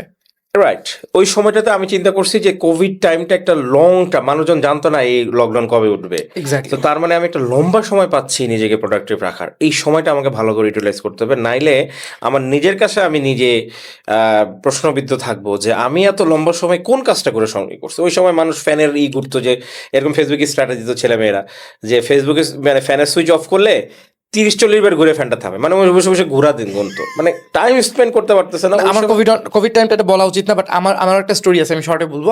সো আপনারা শেষ করেন, তারপর বলতে। আচ্ছা, তো ওই সময়টাতে আমার মনে হলো যে পাবলিক এরকম টাইমটা ওয়েস্ট করতেছে, অথচ কত ভ্যালুয়েবল এই টাইমটা। ওই সময় গুগল গ্যারাজ, ইউডেমি সমস্ত সবাই কোর্স ফ্রি করে দিয়েছে, যতগুলো পেইড কোর্স ছিল, তো ওইগুলোর থেকে প্রোডাক্টিভ হওয়া যায়। তো এই সময় ওইটা নিয়ে আমি একটা ফেসবুকে স্ট্যাটাস দিলাম যে এই ওটা ভাইরাল। ওটা বেড়ে গেছিল পরে। তো আলহামদুলিল্লাহ, তো এই আর কি। তো আমার কাছে মনে হইতো কি, মানে প্রোডাক্টিভ থাকাটা আমার মধ্যে একটা ওসিডি ক্রিয়েট করছিল, একটা অবসেশন ছিল না, আমাকে প্রোডাক্টিভ থাকতেই হবে। কোন একটা কিছুতে টাইম ওয়েস্ট হচ্ছে এটা না আমি নিতে পারতাম না, কোন একটা কিছুতে মানে কোনো আউটপুট আসতেছে না এটা আমি নিতে পারতাম না। তো এই কারণে ছোটবেলা থেকেই আমি কোনো কিছু এমন কিছু করতাম যেটা আমাকে মনে শান্তি দিচ্ছে, আমাকে প্রোডাক্টিভ রাখতেছে, আমাকে কোনো না কোনোভাবে গ্রো হইতেছে। আমি মানে তুমি হয়তো বললে বিশ্বাস করবো না, আমার এখন অবাক লাগে যে ছোটবেলায় আমি ক্লাস 7-এ থাকতে আমি first world war, second world war, ventriloquism, তারপরে কোয়ান্টাম ফিজিক্স, কোয়ান্টাম মেকানিক্স, এগুলো নিয়ে পড়ে ঝাড়াঝাড় করে ফেলছি ক্লাস 7-এ থাকতে হবে। হ্যাঁ, তাহলে একটা বই আমি পড়েছিলাম, the tipping point by Malcolm Gladwell. বইটা ইংরেজিতে এরকম মোটা একটা বই। সো বইয়ের মেইন উপপাদ্য বিষয় এটা ছিল যে ধরেন আমি আজকে দেখছি ওয়ার্ল্ড ওয়ার হচ্ছে, বাট ওয়ার্ল্ড ওয়ারের অনেক আগে থেকে এই সিরিজ অফ ঘটনা ঘটার কারণে এখানে সেটা হচ্ছে। তো এই যে আপনি বলেন যে আপনি লিখলেই ভাইরাল হয়ে গেল, ব্যাপারটা এরকম ছিল না। তাও সঠিক। ইউ ডিড রাইটিং, আপনি লিখে, এই যে ধরেন অনেকে বলে যে ওয়াই খালিদ ফারহান ভাই এত সুন্দর গুছায় কথা বলে, বাট উনি কিন্তু আপনার পডকাস্টে বলেছেন উনি অনেক বই পড়তো, অনেক বই পড়েই কিন্তু ওনার সো বা যে কোনো ভালো মানুষ যারা অনেক গুছিয়ে কথা বলে, তারা হুমায়ুন আহমেদ এত লেখা লিখেছে, উনি কিন্তু অনেক বই পড়ে গেছে। ইভেন ওনার ক্যান্সারের লাস্ট দিনগুলোতেও কিন্তু উনি আমেরিকায় বই পড়তেন। ওনার নিউ ইয়র্কের আকাশে ঝলমলের রোদ আমি পড়েছি। তো আমার কোভিড টাইমের স্টোরিটা এরকম ছিল যে ওই টাইমে আমিও কিন্তু অনেক গ্রো করেছি পার্সোনালি। ওই টাইমে আমি একটা অর্গানাইজেশনের সঙ্গে ছিলাম, এটা কানেক্টেড আমাদের এই পডকাস্টের সাথে, এই জন্য বলছি। এখন ধরেন আমি যে পডকাস্ট শো হোস্ট করছি বা আমি ভিডিও করছি, আমার চ্যানেলে 168টা ভিডিও আছে, প্রত্যেকটা ভিডিও 7 মিনিট 8 মিনিট এরকম। এখন এই যে ভিডিওগুলো আমি করছি, আমি 2020 সালে চাল ডালের লাইভ করেছি বিভিন্ন ক্যাম্পেইনে। এই যে এই জিনিসগুলো হতে পেরেছে বিকজ কোভিড টাইমে আমি মাইকিং করতাম, যে বাজারে মাস্ক ছাড়া হাঁটাইজড, and it was not for 1 hour, it was for 6 to 7 hours। একটা হ্যান্ড মাইক দিয়ে আমরা তারা বলতাম, পুরো সবার মুখে মাস্ক ছিল, ডাবল লেয়ার প্রোটেক্টেড মাস্ক, হাত গরমকালে কোভিড টাইমে আমরা এটা করেছি। And that's one of the প্রাউডেস্ট moments of my life বলা যেতে পারে। আমরা বেশ কয়েকজন 12-15 জন।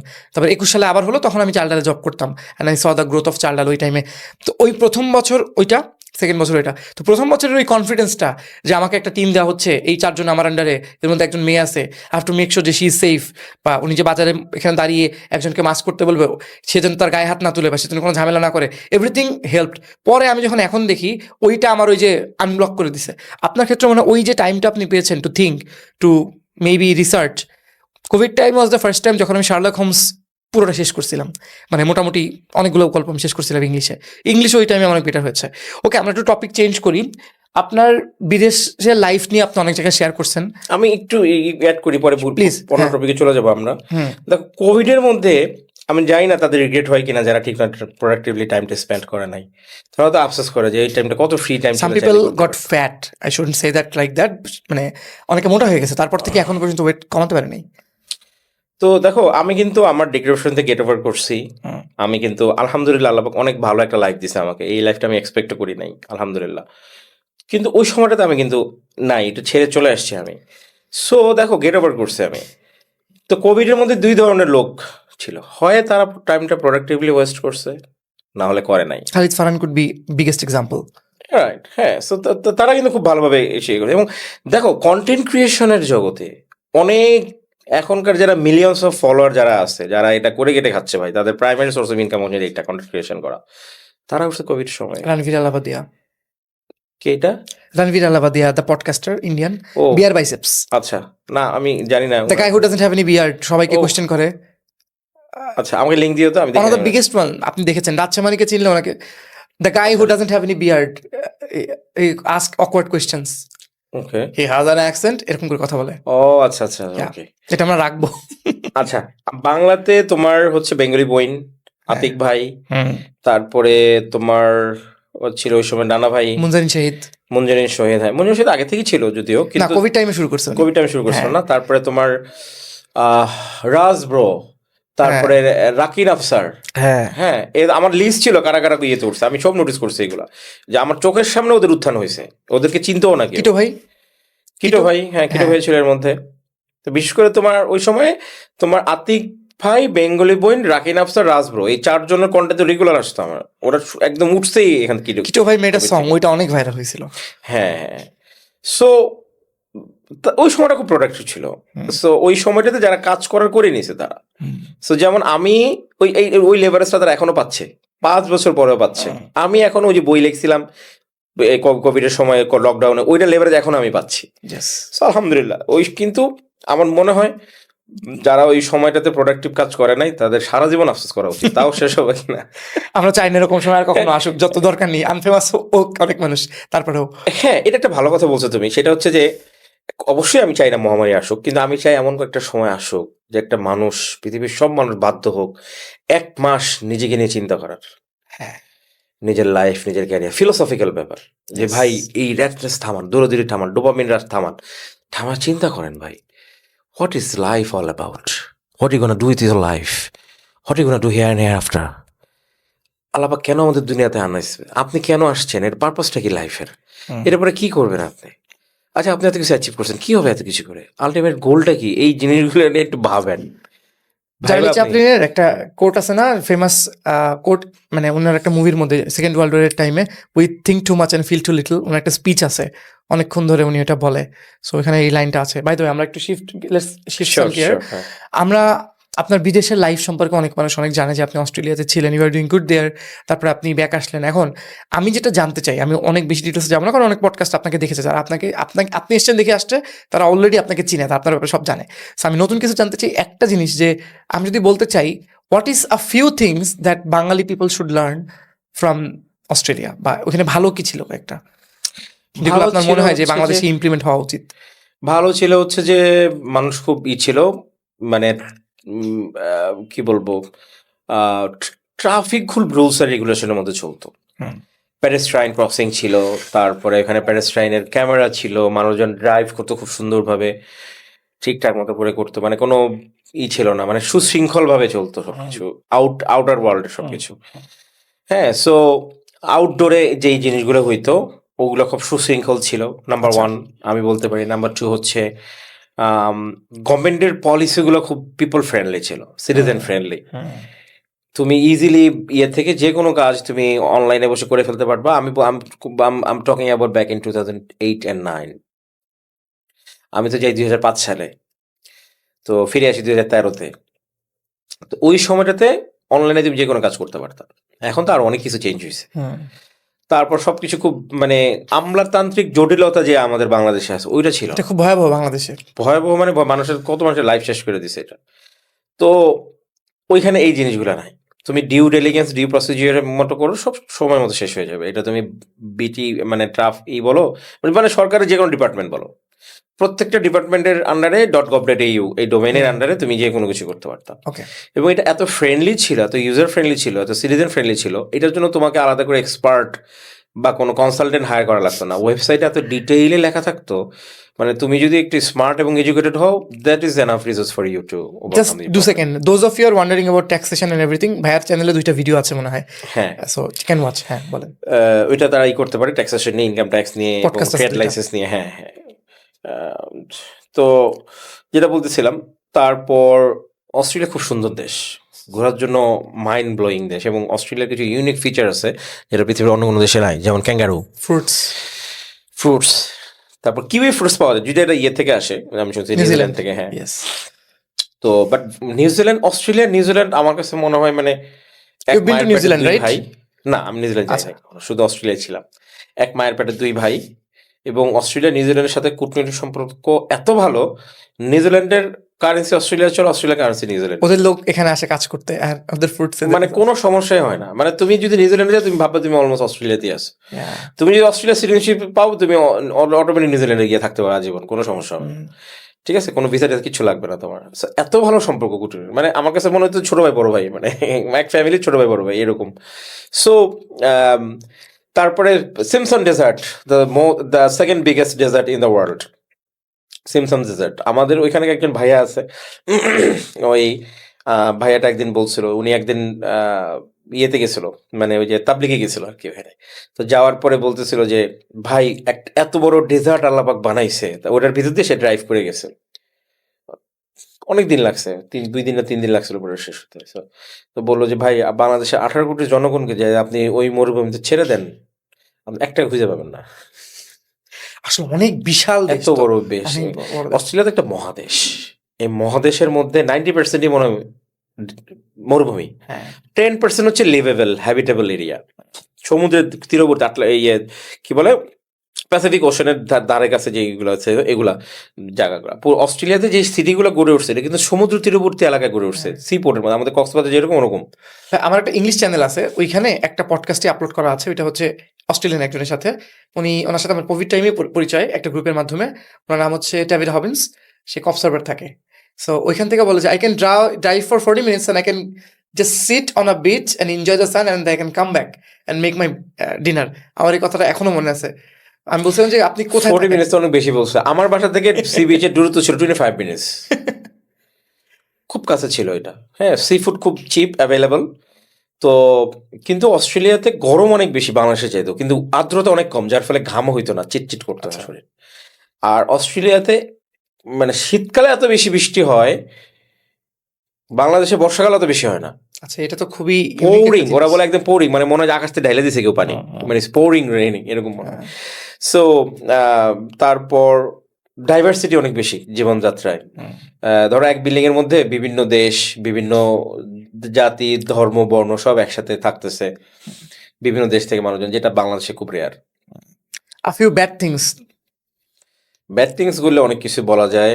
আমার একবার Just mention two, common. 104 degree জ্বর, আমি সারাদিন অজ্ঞান ছিলাম। সকালবেলা সারাদিন আমি জানি না কিভাবে সারাদিন কাটাইছি আমি, মানে লিটারালি অজ্ঞান ছিলাম। তো আমার রুমমেটরা বলতো যে আপনি জ্বরের ঘরে অনেক মানে প্রলাপ বকছেন, এত জ্বর ছিল, 104 ডিগ্রি জ্বর ছিল। এবং তারা ডাক্তার এনে ডাকায় তারপরে আমাকে ট্রিটমেন্ট করাইছিল। তো পরে সকালবেলা সবাই যার যার মতো কাজে বা ক্লাসে চলে গেছে, সারাদিন আমি বাসায় একা ছিলাম। তো পরে রাত্রেবেলা আমার এক রুমের এসে বলতেছিল যে আমি রাত্রে 10টা না 11টার পর বাসায় আসছি, দেখি আপনার রুম থেকে আপনি বলছেন পানি পানি, মানে সারাদিনই মনে হয় পানি পানি। আমার তো সেন্স ছিল না সারাদিন, তো সারাদিনই মনে হয় পানি পানি বলি। তো ও বলছে খুব মায়া লাগছে, বলে তাড়াতাড়ি করে আপনাকে পানি দিলাম, আপনি হয়তো সারাদিন পানি পানি চাইছেন। আমি জিজ্ঞেস আপনি কতক্ষণ পানি পিপাসা লাগছে, আমি বলি আমি তো কিছু মনে নাই, সেন্সলেস ছিলাম আমি। তো ওই ব্যাপারটা আমার ফ্যামিলি এখনো জানে না এই ঘটনা, আমি কখনো বলি নাই। আম্মু হয়তো ওই পডকাস্টটা দেখলে আমি জানতে পারবে। So, আমি কখনো বলি নাই আমি এই সিচুয়েশনে ছিলাম। তা আম্মু আম্মু খুব কষ্ট পাইতো ওই সময়। কিন্তু এটা কিন্তু আমার একার না, আর অনেকেরই এই জিনিসটা খুব খারাপ।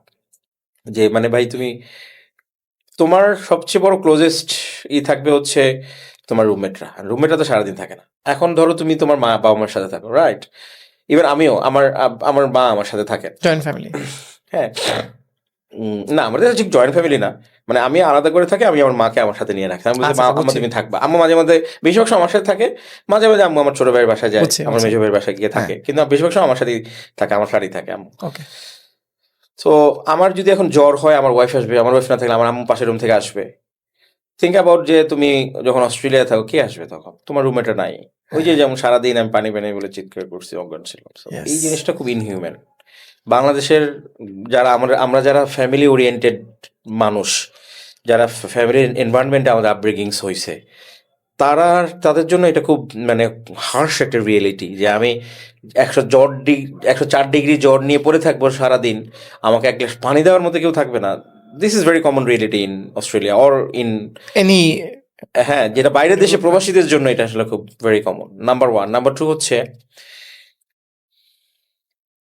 আমি জানি আমার এই ঘটনা যদি এটা যদি কোনো প্রবাসী দেখে, তাদের চোখে পানি চলে আসবে, তারা অনেক ইমোশনাল হয়ে যাবে, আমি জানি।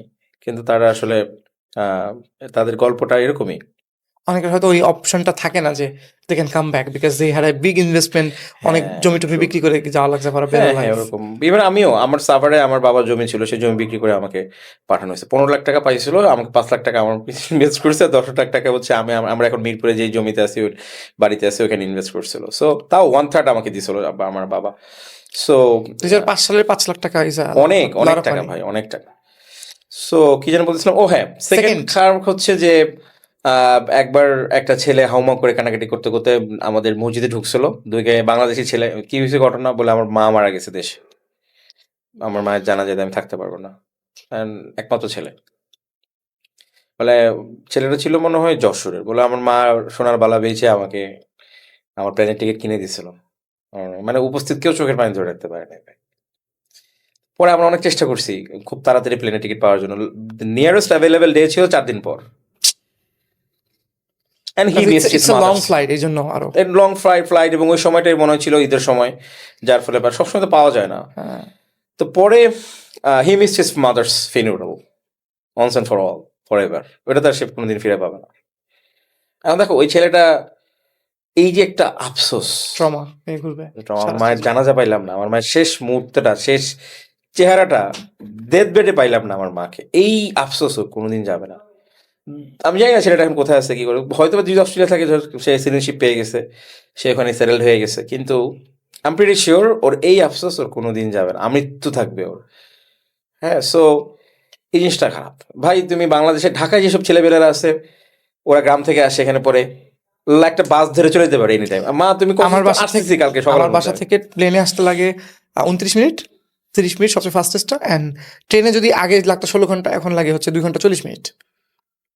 সো তোমার সাথে তোমার বাসার দূরত্ব 2.5 ঘন্টা ধরলাম, ওয়ার্স্ট কেস সিনারিওতে 2.5 ঘন্টা লাগে, রাইট? যেটা বলছিলাম ওই সময়টাতে, এটা একটা হার্শ রিয়েলিটি। সো তোমার সাথে তোমার ইয়ের দূরত্ব 2.5 ঘন্টা। সো তোমার আল্লাহ না করুক তোমার মানে বাবা মার If there is any crisis, I can go. Any crisis বা কোনো কিছু হয়, তুমি 2.5 ঘন্টার মধ্যে চলে যাবে, ম্যাক্সিমাম 2.5 ঘন্টা লাগবে তোমার, রাইট? কিন্তু চিন্তা করো যে যারা দেশের বাইরে যারা পড়াশোনা করে, তাদের ক্রাইসিস কি করবে তারা? প্লেনের টিকিট ম্যানেজ করবে, টাকা পয়সা, ধর টিকিট ম্যানেজ হলো, ওর কাছে টাকা নাই, $1,500 লাগতো আপ ডাউন টিকিট, তো মানে it's a lot of money for a student, right? ওই সময়টাতে $1,500 মানে 2 সপ্তাহের ইনকাম। তো 2 সপ্তাহ পুরো ইনকাম যদি দেয়, ওর বাসা ভাড়া দেওয়া লাগবে, আরো তো অন্য খরচ তো আছে। সো সবকিছু মিলে ওই ছেলেটার পারলো না, তো এটা আমাকে খুব হিট করে। তো পরে মনে হইলো যে এটা যদি আমার মা হইতো আমার কেমন লাগতো। পরে আমাকে বললাম যে আমি চলে আসবো। That's a big reason. One of the biggest reason. তারপর রিলিজিয়াস একটা রিজন আছে, যেটা আমাদের ইসলাম ধর্মে আছে, যে মানে মুসলমান কোন কান্ট্রি থেকে নন মুসলিম কান্ট্রিতে you can not migrate for ever for better life, to spend a better life. আচ্ছা। হ্যাঁ, তুমি এটা যাইতে পারবে টেম্পোরারি রিজনে। For example, you can visit there for business purpose or degree করার জন্য, পড়াশোনা করার জন্য, মানে you have to get back to your country, Muslim country. Were you religious at that time? Yes, I was so religious, much more religious than now. আচ্ছা। So এই কারণে আমি জানতাম না এই মাসালাটা। তো ওই সময়টা জানার পরে ওখানে ইসলামিক স্কলাররা ছিল, তখন ওই সময় বলছিল যে এটা এরকম, এবং আমাদের 4 জন ইসলামিক স্কলার আছেন, তারা এই ব্যাপারে একমত হয়েছেন যে এটা সবাই একমত। নর্মালি কিছু কিছু ব্যাপারে তাদের মধ্যে ছিল, দ্বিমত ছিল, কিন্তু এই ব্যাপারে সবাই একমত হয়েছে যে এটা করা যাবে না। তো এখন থিঙ্ক অ্যাবাউট দ্যাট, যে মানুষ এখন অনেক রকম এক্সকিউজ বের করে যাওয়ার জন্য, বা ওটা তারা রিলিজিয়াস না বলে এটাই করে না। অনেকে এটা অপোজ করবে, কিন্তু আসলে অপোজটা ভাই আপনার ভিউ আমি শোনার জন্য আমরা পডকাস্ট করছি। সো যার ভিউ শেষে বলবে, সেটাই। সো আপনি আসলে অপোজটা করতেছেন, if you think deeper you'd realize যে আপনি আসলে অপোজ করতেছেন নিজের সাথে, you are cheating yourself with yourself. তো এখন মানে এই কারণে এই জিনিসগুলো আমার কাছে খারাপ লাগলো। হ্যাঁ, তারপর আরেকটা জিনিস হচ্ছে যে আমাদের রিলিজিয়নে যে জিনিসগুলো হারাম করা হয়েছে, those are so available in Australia. They're having pork, alcohol, women, আন্না বলি, হ্যাঁ, so everything is so much available. তারপর আরো কিছু ইস্যু আছে যেটা ক্যামেরা অফ হইলে বলতে পারবো, ক্যামেরার সামনে বলাটা কন্ট্রোভার্সি। অলরেডি এগুলো এরকম অনেক কিছু নিয়ে আমরা কথা বলেছি। চলেন আমরা খুব ইন্টারেস্টিং কিউট একটা বিষয় নিয়ে কথা বলি। আপনার সাথে আমার কথা হচ্ছিল, we are talking about your love for cats, and আমরা এখন ফারিঘরের পাশে বসে আছি। So how did that started? ওই গল্পটা আমি চাই আমাদের অডিয়েন্সকে একটু বলে আমরা আজকে শেষ করি, কারণ নট নেসেসারিলি যারা পডকাস্ট দেখবে, আমি প্রচুর ইনফরমেটিভ ভিডিও করি। So information is one thing, আমরা যা শেয়ার করছি ইজ এনাফ, আমরা বুঝতে পেরেছি। অ্যান্ড আপনি একটা খুব ইম্পর্টেন্ট পয়েন্ট বলেছেন একটু আগে, যে যখন কোনো জিনিসের ডিমান্ড বেশি মানে সাপ্লাই খুব কমে যাবে, ইভেন্চুয়ালি ওই জিনিসটা ডিমান্ডে থাকবে। আমি যখন তারপরে চিন্তা করতেছিলাম রোলেক্সের কথা, রোলেক্স কিন্তু হ্যান্ডমেড জিনিস, ইটস যদিও ওখানে লাক্সারি কারণ অনেক কারণ আছে, বাট লাইক রোলস রয়েস এখানেও যে পেইন্টটা লাস্ট যেটা করে এটা হ্যান্ডমেড। ট্রু। রোলস রয়েস আরো অনেক কিছু হ্যান্ডমেড হয়, that is Y so expensive. Even many luxury brand যারা, তারপরে হচ্ছে লুই ভিতন, এগুলোও কিন্তু কিছু জিনিস হ্যান্ডমেড করতে হয়, that's why they are so expensive. So last আমি বলতে চাই ভাই, আপনার পেটসের জন্য এই লাভটা, এবং আপনি যেভাবে করে ওই দিন প্যাশন নিয়ে আমাকে বলছিলেন, অনেক রাত হয়ে গেছিল, ওইটা নিয়ে মনে হয় আমি 15 থেকে 20 মিনিট আপনি কথা বলেছেন। So আমি চাই আজকে একটু ওইটা নিয়ে আমরা কথা বলে শেষ করি। How did all that grown, বা স্টার্টেড রাইট? এটা কিভাবে করে একটা পেটকে একটা মানুষ একটা ফ্যামিলি মেম্বার মনে করতে পারে, বা এটা কিভাবে করে this is call implicit contract, যে ও বুঝছে যে he or she is my master, and আপনিও বুঝছেন যে ওই ছোট্ট ক্ষুদ্র প্রাণীটা is a part of our family. এটা কিভাবে কাজ করে? আমার বাসায় কোনো পেট নাই কোনো। তো বেসিক্যালি যেটা হইলো, আমার যেই পরিমাণ বিজি লাইফ লিড করি আমি, ইভেন ওই সময়টা তো আমার তো মানে I can't afford having a pet. ওরে টেক কেয়ার করা এটা full time job almost. So They need time and care and হ্যাঁ, effort. অ্যাবসলিউটলি। তো তখন মানে মানে বেবি অ্যাডপ্ট করার চেষ্টা করতে প্রশ্নই ওঠে না। তাহলে কিভাবে আসলো আমার লাইফে? তো উইন্টারে একদিন দেখলাম ডাইনিং টেবিলের নিচে একটা ছোট বিড়ালের বাচ্চা জুবুথুবু হয়ে বসে আছে। তো আমি বলছি, আহারে বেচারা পাচ্ছিস না। তো ওকে একটু রাতে থাকার জায়গা দিলাম বক্সে করে, ন্যাকড়া বিছিয়ে ওর উপর বসলো। তারপরে একটু খাবার টাবার দিলাম, খেলো। খাওয়ার পরে পরের দিন সকালবেলা আবার আসছে ও। তো না সরি, পরের দিন সকালবেলা দিকেও নাই, পরের দিন রাত্রেবেলা আবার আসছে ও। পরে তো তারপরে ওই পরের দিন ওকে আমি খাবার টাবার দিয়েছি। তৃতীয় দিনে সে আমার বেডরুমে গিয়ে আমার কম্বলের উপর বসে আছে। তো আমি বললাম, কিরে তুই ডাইনিং টেবিলের নিচ থেকে এখানে কেন আসলি? আমি অবাক হয়ে গেছি ও। তো এই যে ঢুকলো বেচারা, এই 5 বছরে আর বের করে নাই। 5 বছর, wow. It's been 5 years now. হুম। সো 2020-এর উইন্টারেও আসছে, এই 2025-এর উইন্টারেও এখন 5 বছর হয়েছে কাটায় অলমোস্ট। ইন্টারেস্টিং। তো তারপর তো ও আমার সাথে থাকা শুরু করলো। আমি মানে ওকে পালতে পালতে শিখছি যে কিভাবে একটা বিড়াল ই করতে হয়। তারপরে তো আস্তে আস্তে ও আমার একদম মানে একদম মিশে গেল আমার ইমোশনের সাথে। এবং ওকে তো কখনোই আমি বলি না যে আমার পেট, ডটার বলতাম আমি, যে আমার মেয়ে। যখন বাসায় ঢুকেন দৌড় মেরে যখন যায় কোলে, তখন কেমন লাগে? হ্যাঁ, অনেক ভালো লাগে তখন, অনেক আমি তখন আমার মনে আছে এখনো ফেসবুকে 2021-22 সালের দিকে আমি স্ট্যাটাস দিতাম যে আমি খুব টায়ার্ড হয়ে সকালবেলা বের হইতাম, তখন কাজ টাজ করে অফিস করে বিভিন্ন জায়গায় মিটিং টিটিং করে বাসায় যখন আসতাম তখন রাত 11টা-12টা বাজতাম। I was so exhausted. ওই সময়টাতে আমার মানে ব্যাটারি ফুল রিচার্জ হয়ে যেত আবার যখন ও আমার কাছে আসতো। ও গাল চেটে যেত, আমার কোলে থাকতো। তো ওর সঙ্গ পেলে, পিকদির সঙ্গ পেলে আমার খুব হইতো। এবং ওর নামে পেজও কমছে, একটা আইডি আছে ওর নামে, পেজ না, আচ্ছা, পিকজি হাসান। তো ওর নামে পেজও আছে, সরি আইডিও আছে। তো ওই সময়টাতে আমাকে খুব রিচার্জ, আমি অনেক শুনতাম, আমার অনেক বান্ধবীদের পেট আছে, তো ওদের কাছে শুনতাম যে এটা খুব মানে রিচার্জ করে দেয়, মানে মেন্টালি এবং ফিজিক্যালি। তো আমি কখনো এটা মানে ফিল করি নাই। তো ও আমার লাইফে আসার পরে প্রথম ফিল করি যে এই জিনিসটা সত্যি হয়।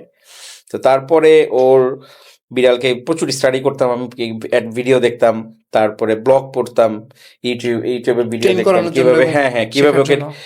কিভাবে বিড়াল পালতে হয় এগুলো শেখার জন্য। কিন্তু যেহেতু ও ক্যাট ছিল, ও হচ্ছে ক্যালিকো বিড়াল, দেশি বিড়াল, ওকে আমার খুব বেশি টাইম করতে হয় নাই, বেশি সময় দিতে হয় না, বা বেশি পুতু লেভেলের না। ওর যেখানে রাখছে সেখানে খাই। এবং ও নিজে সেলফ সাফিসিয়েন্ট, ও সেলফ ডিপেন্ডেন্ট। ও মানে আমি যদি একটু কোলে রেখে একটু কিছু করার চেষ্টা করি, সে খুব বিরক্ত হয় এখন। ও জাস্ট খাওয়ার টাইম একটু খাবে, তারপরেও নিজে সারাদিন একাই থাকবে। তো যার ফলে আমার এখন এটা করতে ইজিয়ার হয়, কারণ এখন তো আমার নিজের সংসার আছে, বাচ্চা কাচ্চা আছে, ফ্যামিলি আছে, 2টা অফিস, তো সব কিছু সামলায়ে, এত ক্লায়েন্টের, এত কাজ এজেন্সি, সব কিছু সামলায় আমার ওকে দেওয়ার মতো সময় থাকতো না। কিন্তু এখন যেহেতু ও আমার কাছে এক্সপেক্ট করে না, বরং আমার কাছে করতে আর ওর মানে অত মানে ডিপেন্ডেন্সি নাই আমার উপরে, যার ফলে আমি জাস্ট সপ্তাহে 2 দিন বা 3 দিন গিয়ে মাছ টাছ নিজের হাতে সিদ্ধ করে খাওয়াই দিয়ে আসি, বাকিগুলো ফ্রিজে রেখে আসি। তো আমার ছোট ভাই বা আমার আম্মু তখন ওকে বাকিটা খাওয়াই দেয়। সো প্রতি সপ্তাহে 2 দিন বা 3 দিন পর আমি গিয়ে দেখে আসি। এখনও আমার যে মায়ের আগের বাসাটা আছে ওখানে থাকে, আর আমি আলাদা একটা বাসায় থাকি।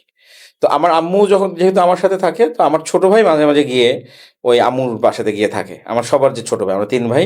তো আমার ওই 3 নম্বর ভাইটা ওকে এখন ফিট করে। আমি গিয়ে রান্না বান্না করে দিয়ে আসি, মানে মাছ কিনে সিদ্ধ করে দিয়ে আসি, কিছু ওকে খাওয়াই, কিছু ফ্রিজে রেখে দিই। তারপর ও শুধু বের করে মানে দিনে 2 বেলা বা 3 বেলা ওভেন থেকে বের করে ওকে মাছগুলো খাওয়ায়। আর ও আমাকে বলে দেয় যে ভাইয়া এই মাছ আর 1 বেলা যাবে, তখন আমি এসে আবার মাছ কিনে সিদ্ধ করে এই সার্কেলে চলতে থাকে আর কি। পারফেক্ট। এই যে আজকেও ভাবছি গত 2 দিন ধরে দেখার সময় পাচ্ছি না, তো তোমার সাথে পডকাস্ট শেষ করে আমি আমার ওই যে মায়ের পুরোনো বাসায় যাবো, গিয়ে ওরে দেখা টেকা করে আসবো, খাওয়াটাই আসবো, তারপর আমার বাসায় যাবো। পারফেক্ট। লাস্ট একটা জিনিস আমি জানতে চাচ্ছি, খুব মানে শর্টলি শুনবো। You were talking about PR and marketing doesn't mean যে আমি একটা প্রোডাক্ট নিয়ে বলবো অর্ডার নাও এখনই, ভাই অর্ডার কিনেন, এগুলো না। মার্কেটিং অনেক ধরনের হয়। দেয়ার আর সাম সেলিব্রিটিস যাদের ব্যাপারে অনেক মানুষজন অনেক পজিটিভ কথা বলছে, ওই ক্লিপগুলা 100-150 প্রোফাইল ক্রিয়েট করে টিকটক থেকে কিছু মানুষ আপলোড করছে। দেয়ার আর সাম পডকাস্ট যেখানে মানুষের ইমেজটাকে ক্লিন করার চেষ্টা করা হয়। দেয়ার আর সাম প্রোডাক্ট, পিপল, পলিটিক্যাল পিপল, সব তাদের ব্যাপারে একটা পারসেপশন তৈরি করা হয় কোন একজন মানুষের কথা, যে উনি তো অনেক ভালো। যেমন আমি এটা শুনেছি যে বলিউডে নাকি এরকম আছে যে সাম সেলিব্রিটিস গেট পেইড যখন তারা কোনো একজন বিজনেস পার্সনের বাবার ফিনারেল বা বিয়েতে বা কোনো জায়গায় যে তাদের নাকি কাঁদতে হয়, বলতে হয় যে I know him for the past 10 years, he is a man of his word. এসব বলে কাঁদলে নাকি 2 কোটি 3 কোটি টাকা তারা পেয়ে যায়। এটাও নাকি অনেকে করে যারা হয়তো মুভি পাচ্ছে না রেগুলার। আমি এত কিছু বললাম এই কারণে, you are as a writer, আপনার কখনো কি এইগুলার ব্যাপারে কোনো ফ্যাসিনেশন বা ধরেন ইচ্ছা করছে যে ধরেন আপনি এই জিনিসগুলোর ভিতরে আরো যাবেন, বা এই ধরনের মার্কেটিং নিয়ে আমি তো আসলে এরকম লোক পাই না যাকে আমি জিজ্ঞেস করলে সে ইনফর্ম থাকবে। আপনি আগের কলটাতে এগুলো নিয়ে বেশ কিছু কথা বলছিলেন। I don't want you to touch that deeply, এটা নিয়ে itself can be a different podcast. But আমি যদি খুব লাস্টে কিছু জিনিস বলতেন, উই কুড মানে end the podcast with that note, যে মার্কেটিংয়ের এই একটা অ্যাসপেক্ট, পিআর মার্কেটিং, বা শাহরুখ খানের মতো লোকজনের বড় বড় 20-30 জনের পিআর এজেন্সি আছে, তানমাই ভাট লেভেলের লোকজন, ওরা কিন্তু এগুলো নিয়ে অনেক কাজ করে। সো ইন্ডিয়াতে, বাংলাদেশে এগুলো নিয়ে কিছু হয় কিনা, বা কোনো কিছু যদি আপনি শেয়ার করতে চান এগুলো নিয়ে। আমার জানার মতো বাংলাদেশে ওই লেভেলের এখনো হয় নাই। বা ইটস আ থিং না, বিগ থিং। হ্যাঁ, কারণ ওইখানে তো ইন্ডিয়ান ইকোনমি তো বড়, অনেক বড় ইকোনমি, আমাদের চাইতে 5-6 টাইমস বড় ইকোনমি। সো বাংলাদেশে আমার জানার মতো হয় না, হয়তো হইলেও হইতে পারে আন্ডারগ্রাউন্ডে, এটা তো আমাদের কান পর্যন্ত এখনো আসে নাই, নাম্বার 1। আর পিআরের ব্যাপারটা তো আসলে ব্যাপারটা হয়েছে যে এইটাকে, পিআরের মানে কি পাবলিক রিলেশনস। তো পাবলিকের সাথে ব্র্যান্ডের যে একটা মানে দূরত্ব, একটা গ্যাপ, ওইটাকে এলিমিনেট করারই হচ্ছে পিআরের কাজ। এটা হইতে পারে ট্রান্সপারেন্সি দিয়ে, ক্লারিফিকেশন দিয়ে, এটা হইতে পারে ইনফরমেশন দিয়ে। কিন্তু এখন পিআরটা হয়ে গেছে মানে খুবই খেলো, আর্টিফিশিয়াল এবং ফুলি পেইড। এবং ফুলি পেইড ওটা ধরা যায়, এটা সবচেয়ে অদ্ভুত বিষয়। হ্যাঁ, এখন আরেকটা ব্যাপার হচ্ছে যে দেখো, মার্কেটিংয়ে সব কিছুই হচ্ছে ওই staged, it can be stage anything. এই যে আমি শুনছি যে অনন্ত জলিল যে ওই যে পাম গানা, এরকম মাঝখানে কি হইলো না শুরুতে, মনে আছে? মনে নাই, বাট ইংলিশে নিয়ে কত কিছু পচাইলো, ইংলিশ বলতে পারেন ঠিক মতো, তার প্রনাউন্সিয়েশনের সমস্যা, এইগুলো সব সত্যিই তার সমস্যা, এটাতেই সত্যি আছে। কিন্তু এইটাকে একটা মার্কেটিং এজেন্সি পজিটিভলি ইউজ করে তাকে ফেম এনে দিচ্ছে, তার হিউজ ফ্যান ফলোয়ার, পিপল, মানে সে অনন্ত চাইছিল যে people like talking about him এবং রিলেট উইথ হিম অনেক ক্ষেত্রে, যে ভাই আমি আর কিছু চাই না, তোমাকে আমি 1 কোটি টাকা দিচ্ছি ফর এক্সাম্পল, তুমি আমাকে এমন একটা কিছু করে দাও, মানে people would start talking about me on social media. আর কিভাবে করে, কেমন করে আমি জানি না, কি বুঝছো? সো পুরোটা স্টেজ ছিল এটা। তারপর আর অনেক কিছু স্টেজড। সো মার্কেটিং এর এখন তুমি বলতে পারো এটা ঠিক কিনা। এখন আমি বলবো যে যারা মার্কেটিং করে, এটা কি, দেখো আমার কোনো কিছু ঠিক বা বেঠিক কিনা, এটা আমার পার্সোনাল স্ট্যান্ডার্ড হচ্ছে 2টা। একটা হচ্ছে এটা দেশের আইনে এটা জায়েজ কিনা, আল্লাহর আইনে এটা জায়েজ কিনা। যদি উভয়ের আইনে জায়েজ হয় তাহলে এটা জায়েজ, এটা করতে কোনো সমস্যা নাই। এখন তুমি বলো ভাই এটা তো, তুমি বলতে পারো যে ভাই এটা এথিক্যাল না। ভাই এথিক্স ওয়ার্ডটা একটা আপেক্ষিক ওয়ার্ড। তোমার কাছে এথিক্সের একরকম, when I'm saying someone is trying to harass my sister, আমি যদি তাকে কোপ দেই দ্যাটস অবশ্যই আমি তখন এথিক্স নিয়ে ভাববো না। এক্স্যাক্টলি। সো এথিক্সের সংজ্ঞা টোটালি ডিফারেন্ট। তোমার কাছে একরকম হতে পারে, আমার কাছে আরেক রকম হতে পারে। তোমার এথিক্সের লেভেল একরকম হতে পারে, আমার এথিক্সের লেভেল একরকম হতে পারে। ঠিক আছে, তুমি এত ভাবতে পারো যে ঠিক আছে প্রলয় ভাইকে এত, ফর এক্সাম্পল প্রলয় ভাইকে যে এত কষ্ট করে এত দূর থেকে নিয়ে আসছি, প্রলয় ভাইকে আমার আরো অনেক কিছু দেয়, অনেকে আছে গিফট টিফট দেয়, এটা সেটা করে, অনেক কিছু খাওয়াই টাওয়াই, ঠিক আছে, ঠিক আছে আমি করলাম। এখন তুমি যদি এটা তুমি ভাবো যে আচ্ছা ঠিক আছে ভাই আমার যতটুকু সামর্থ্য আমি করছি, কোনো Exactly. সমস্যা নেই। তো এখন এথিক্সের লেভেলটা তো এরকম। আবার দেখো বাংলাদেশে দেখো অনেকে সিগারেট খায়। হ্যাঁ, হ্যাঁ, বাংলাদেশে এই জিনিসটা বাংলাদেশের ইয়ের সাথে কালচারের সাথে যায় না যে আমি একটা বড় ভাইয়ের সামনে সিগারেট খাবো, গুলুকায় ফেলে। সো অনেকের কাছে এই জিনিসটা সে কেয়ারও করে না, সে কিন্তু ইজিলি খাইতেছে, কারণ তার কাছে এথিক্সের Exactly. লেভেলটা অত উপরে নাই। সো এথিক্সের কথা বলে আসলে এখানে লাভ নাই। আমি যেটা বলতে পারি এজ এ মার্কেটারের পয়েন্ট অফ ভিউ, সে একটা মানে বৈধ কাজ করতেছে, লিগ্যাল কাজ করতেছে। সো এখানে কমপ্লেন করার কিছু নাই। সাম ইয়াং মার্কেটার্স যারা ধরেন শুরু করছে, হুম। এরকম মানুষই আমাদের দেখে, তারা যেন আরেকটা ওয়ে হিসেবেও চিন্তা করে। যেমন there are agencies in Dubai যাদের টিমের বড় একটা লোকবল আছে, যাদের কাজ হচ্ছে finding memes from different events in the world. Meme marketer, তাদের কাজই ওইটা যে তারা প্রচণ্ড লেভেলের ভালো, তারা খুঁজে আচ্ছা আজকে টয়োটার সাথে এটা হয়েছে, ঠিক আছে এইটা দিয়ে আমাদের দুবাইয়ের এই কোম্পানির সাথে how can I relate and create a buzz, ওইটা তাদের কাজ। তো if someone is good at sharing memes in friend group, that person can invest some time on it এবং that person can become great. যেমন traditionally যেগুলোতে ভালো মানুষ, Facebook marketing, তারপর ধরেন কথার কথা ভিডিও এডিটিং, আপনি কিন্তু এগুলো কিছু করছেন, you are doing something which is much different, gargantuan competitive advantage আপনার এটাতে। রাইটিংয়ে কিন্তু আমার জানার মধ্যে খুব কম মানুষ ভালো। এটাও কিন্তু ক্যান বি আ উইং, যে আমি এমন একজন মানুষ তান্ময় ভাট লেভেলের যে পিআর বুঝি খুব ভালো লেভেলের, আমি আনালিটিক্যালি ইউজ করবো না, but I will try to define this. Exactly. For কিন্তু people.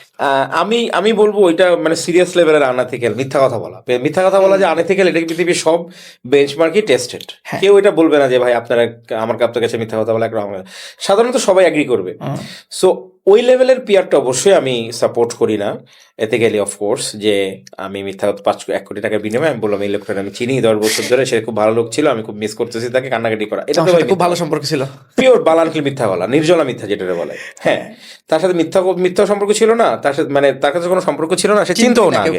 হ্যাঁ, সো এই মিথ্যা কথা তো বলতেছে সে, এটা তো আনএথিক্যাল প্র্যাকটিস। যদিও এটা দেশের আইনে লিগেল হয়তোবা, কিন্তু এটা তো মানে এথিক্যালি এটা মোরালি বা নট কারেক্ট। আরেকটা ব্যাপার হচ্ছে যে যেটা আমি আমার সেকেন্ড বই হালাল মার্কেটিং বইতে লিখেছিলাম, ওইটাও বেশ ফেমাস হয়েছিল ওই টাইমে। হ্যাঁ আলহামদুলিল্লাহ। তো ওই সময়টাতে আমি বলেছিলাম যে marketing practice has to be ethical, eco friendly and sustainable. Ethical, eco friendly, sustainable, এই তিনটা যদি তুমি এনশিওর করতে পারো, তোমার আর কিছু দরকার নাই, তুমি Perfect. কালজয়ী হয়ে যাবা। তোমার product, no matter how much product or what service you offer, your product or service or your brand will be classic, will be forever, মানে forever sustain করবে, কালজয়ী হয়ে যাবে, যেটা আমরা বাংলায় বলি। জাস্ট তিনটে সূত্র, ইকো ফ্রেন্ডলি, এথিক্যাল এবং সাস্টেইনেবল মডেলটা করার এটা কি যে ভাই কিভাবে মানুষের উপকার হয়, কিভাবে প্ল্যানেটের উপকার হয়, কিভাবে এনভায়রনমেন্টের উপকার হয়। এখন তুমি বলতে পারো যে ভাই এনভায়রনমেন্টটা অলরেডি ইকো ফ্রেন্ডলিতে কনভার্ট করছে, ইকো ফ্রেন্ডলি মানে হচ্ছে এনভায়রনমেন্টাল ফ্রেন্ডলি, রাইট? তাইলে আমি যে এক্সট্রা করে 2টা বললাম, planet friendly and human friendly, এইটা কিন্তু ইকো ফ্রেন্ডলির সাথে কভার করে না, এবং এটার জন্যই সাস্টেনেবল বলা হয়েছে, সাস্টেইন করতে হবে ওয়ার্ডটা। তো আমি অনেকগুলো কেস স্টাডি লিখেছি হালাল মার্কেটিং বইতে, যেটা আমি সবসময় করি, যে কেস স্টাডি দেওয়ার চেষ্টা করি সবসময়, যেটার কারণে আমার মনে হয় মানুষজন বেশি চিনে, বেশি পছন্দ করে আমাকে। বাংলাদেশে ওইভাবে এগুলো নিয়ে কেউ কাজ করে নাই। হ্যাঁ, এখন অনেকেই টুকটাক কাজ করা শুরু করছে, তো এটা আমার পরে মেইন স্ট্রিমে আসতে পারছে না, তাকে তো আমি চিনছি না, আমি তো আপনাকে চিনতে পারছি। হ্যাঁ, এটা ঠিক না, বিয়েতে কাজ করে মেইন স্ট্রিম, যেমন মার্কো মল্লিক ভাই টুকটাক কেস স্টাডি লিখছে, তারপরে সাগর হাসান, উনি খুব ভালো ইংলিশে লেখে।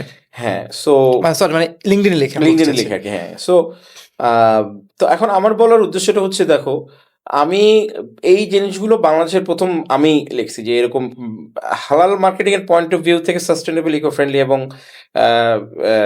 এথিক্যাল যে ব্যাপারটা, এই প্র্যাকটিসটার খুব বেশি দরকার, সাস্টেন করার জন্য দরকার, যেটা নিয়ে বাংলাদেশের মানুষজন খুব বেশি ভাবে না। এবং অলরেডি সারা পৃথিবীতে এই জিনিসটার একটা মানে ভালো ট্রেন্ড চালু হয়েছে, বেশি বড় বড় কোম্পানিগুলো এটা নিয়ে কাজ করতেছে, তারা এথিক্যাল জিনিসপত্র নিয়ে কাজ করতেছে, তারা নন এথিক্যাল কিছু করতেছে না, তারা মানুষের উপকার করতেছে। তারপর কিভাবে, আমার খুব মজার একটা কেস স্টাডি আমি এখানে বলি, প্যাটাগোনিয়া নামে আমেরিকাতে একটা কোম্পানি আছে। আচ্ছা, প্যাটাগোনিয়া, গুগলে সার্চ করো। হুম। আমি যখন এটা ওদের কেসেসটা লিখছি আমি খুব অবাক হয়েছি, এরকম কোম্পানি আমি আর পৃথিবীতে আর কোথাও পাইনি। কোম্পানিগুলোর কাজ কি? প্রফিট ম্যাক্সিমাইজ করা, তাই না? সারা জীবন ছোটবেলা আমরা যেটা পড়ছি, বিজনেসের কাজ হচ্ছে প্রফিট ম্যাক্সিমাইজ করা, তুমি প্রফিট করো। এখান থেকে এতই কিনলাম বা এতই বানালাম বা নিয়ে এতটা বিক্রি করা, হ্যাঁ, সার্ভিস আর তো ও প্রোডাক্ট। চেষ্টা করবে এটাকে অ্যামাউন্ট বাড়াইতে অথবা ফ্রিকোয়েন্সি বাড়াইতে অথবা Frequency দুইটাই বাড়াইতে। হুম। মানে আমি যত বেশি আপনি আমাকে সেল করবেন তত আমার প্রফিট হবে, অথবা যত বেশি অথবা মানুষকে যত টাকায় আপনি সেল করবেন যত বেশি, যে হ্যাঁ ঠিক আছে আমার ফ্রিকোয়েন্সি কম কিন্তু এমন বেশি, তাহলেও তো একই একই, yes, হ্যাঁ। হ্যাঁ একই আমার প্রফিট আসতেছে। অথবা দুইটাই করবে, ফ্রিকোয়েন্সি বেশি থাকবে, অ্যামাউন্টও বেশি থাকবে। হ্যাঁ, প্যাটাগোনিয়া বললো কি, বিশাল বড় করে ওরা একটা অ্যাড দিছে নিউ ইয়র্ক টাইমস নিউজ পেপারে, don't by this jacket.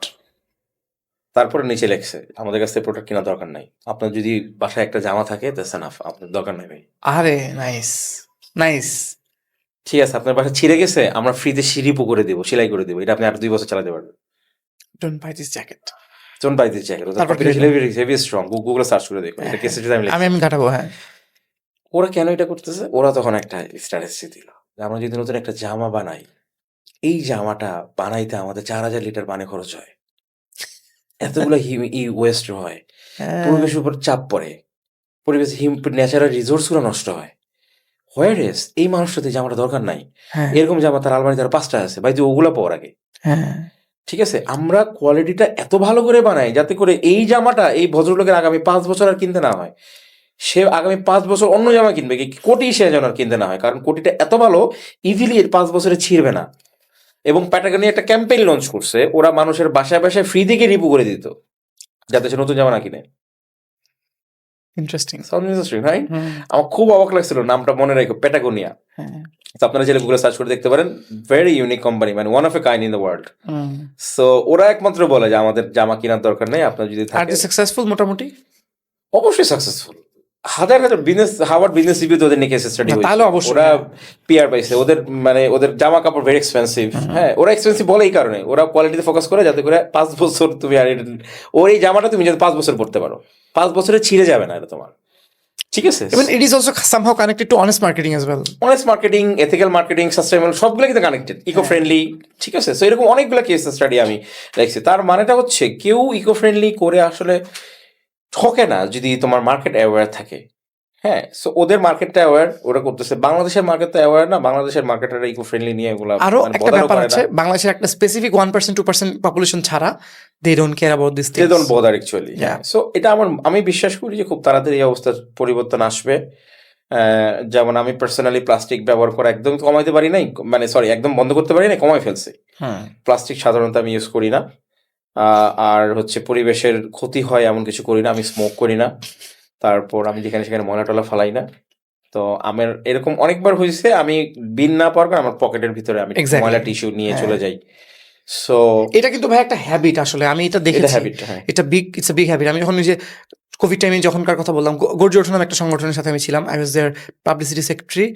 So আমরা অনেক ক্যাম্পেইন করেছি ওই সময়, যশোরের সব পলিটিক্যাল মানুষজনদেরকে ডেকে এনে 200 জন দিয়ে আমরা মাস্ক পরে রাস্তা ক্লিন করার অভিযান চালাইছেন। ইট ওয়ার্কড। একটা ছোট বাচ্চা যে খুশি মনে এই কাজটা করছে, ইট জাস্ট মানে give that person a habit, মানে build that person for a better future, যে সে সবসময় ক্লিন রাখবে। এবং অনেক আমি দেখছিলাম অনেকগুলো কিন্তু এরকম দেখছি, ডকুমেন্টারি দেখছি আমি জাপান নিয়ে, যেখানে normal citizens without thinking about যেটা করলে আমার উপকার কী হবে, তারা কিন্তু নিজেরা মেট্রো পরিষ্কার করতেছে। So it's a habit. যাক, এটা জেনে আমার অনেক ভালো লাগলো। That's something new I discovered about you. অনেক সময় কথা হলো ভাই, অনেক রাত হয়ে গেছে, আপনার এখন যাইতে হবে আপনার বিলাইয়ের জন্য মাছ কিনতে। Is there anything else you want to discuss? পিক দিয়ে আসেন, বিলাই না। Sorry sorry sorry. It's okay, no problem. No problem. So আমার আসলে যদি আমি বলি যে এখন তো হওয়াটা আর প্রোডাক্টিভ থাকাটা ইজি হয়ে গেছে। ChatGPT চলে আসছে, তারপরে AI টুলস গুলো আসতেছে। সো আমি চেষ্টা করি এই টুলস গুলোকে নিয়ে কাজ করার জন্য। প্রম্পট ইঞ্জিনিয়ারিং শেখার পিছনে লাগছে আমি গত কয়েকদিন ধরে। আমি প্রচুর, আপনি এটা নিয়ে বলছিলেন লাস্ট দিন আমাকে। হ্যাঁ, প্রচুর আমি করতেছি, এবি টেস্টিং করতেছি।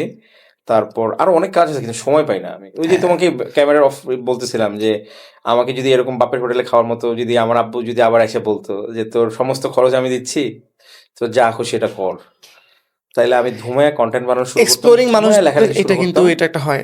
এক্স্যাক্টলি। আমার ভাই বিশ্বাস করবো না, আমি আমার ট্রেলোতে শত শত টপিকস আমি নোট করে রাখছি লেখার জন্য, সময় পাই না। আমি জানি এগুলো লিখলে ভাইরাল হবে মাস্ট, এবং এটা এর আগে কেউ কখনো লিখে নাই। বাট Just আমার আফটার সময় টাইম পাই না। আফটার টাইম আই থিঙ্ক মানুষের এই একটা সময় আসে যখন সে ডিসাইড করে যে আসলে ফর অ্যাজ আ পার্সন আমার আসলে কোন জায়গাতে সবচেয়ে বেশি ইম্প্যাক্ট আসবে, তারপরে কিন্তু সে সেগুলো করা শুরু করে। সো আপনারা হয়তো এরকম একটা টাইম আসবে when you will be not doing everything else, you will be financially 100% free. The company, আপনি বললেন যে মানুষ ম্যানেজ করে সবকিছু মেশিন রেডি হয়ে গেছে। If someone wants to talk to Pralay Hassan, they have to go through all these things. If they qualify, they have to pay you 5 lakh টাকা for a session, then they will get a content marketing session probably. যে সে কিভাবে করে তার কোনো company স্টোরিটাকে এখান থেকে এখানে আনবে। দ্যাট 5 লাখ টাকার 5টা সেশন কুড 5 hours, কথার কথা, দ্যাট কুড ডু এভরিথিং। এরকম কিন্তু অনেক মানুষ আছে যারা ওই হ্যাঁ, লেভেলে of যেতে course. পারছে, আমেরিকান হ্যাঁ, বড় বড় হ্যাঁ। সাইমন সিনিক লেভেলের মানুষজন, রাইট হ্যাঁ। That just doing that. Neil পাটেলের তো $10,000 নেয় পার সেশনের জন্য কোম্পানি। নীল পাটেলের ভিডিও দেখা হয় কিন্তু আসলে হ্যাঁ যাই হোক বুঝতে পারছি। তো এখন ওই কি জানি বলতেছিলাম, আমার একটা পয়েন্ট মনে পড়লো যেটা আমি শেষ করি নাই। আমি অফকোর্স চাই না যে করোনার মধ্যে কিছু আসুক, কিন্তু এরকম কিছু আসুক যেটাতে মানুষ ফোর্সড হয় নিজেকে নিয়ে ভাবার, কথা বলার, প্রোডাক্টিভ থাকার, পড়াশোনা করার। যেমন আমি মাঝে মধ্যে চিন্তা করি যে আমি গ্রামে চলে যাব, গ্রামে চলে গিয়ে একটা রুমের ভিতরে থাকবো, আমার যে অপঠিত বই, এখন পর্যন্ত প্রায় 500-র মতো বই আমার বুক সেলফে আছে যেগুলো অপঠিত। আমার প্রায় 1,500-এর মতো বই আছে, 2,500-এর বই, 2,000 হতে হবে না। একটা ভ্লগ করেন না, একটা ভিডিও করেন না এটা নিয়ে, আমি খুব ইন্টারেস্টেড বই নিয়ে। আমি এগুলো শো অফ করতে ইচ্ছা করে না। আমার যত বই ছিল আমি সব গিভঅ্যাওয়ে করে দিয়েছি আমার এজেন্সিতে। ওখানে কেউ যখন প্রথমে ঢুকে 50-60টা বই দেখে, দ্যাট ইজ মানে আমার তখন খুব মজা লাগে। কেউ হাত নিয়ে নেড়ে চেড়ে দেখে, মজাই লাগে। তো আমার টার্গেট হচ্ছে বই নিয়ে ব্র্যাগিং করা না, আমার টার্গেট হচ্ছে বইগুলো পড়ে শেষ করা, জ্ঞানটা অ্যাচিভ করে নেওয়া।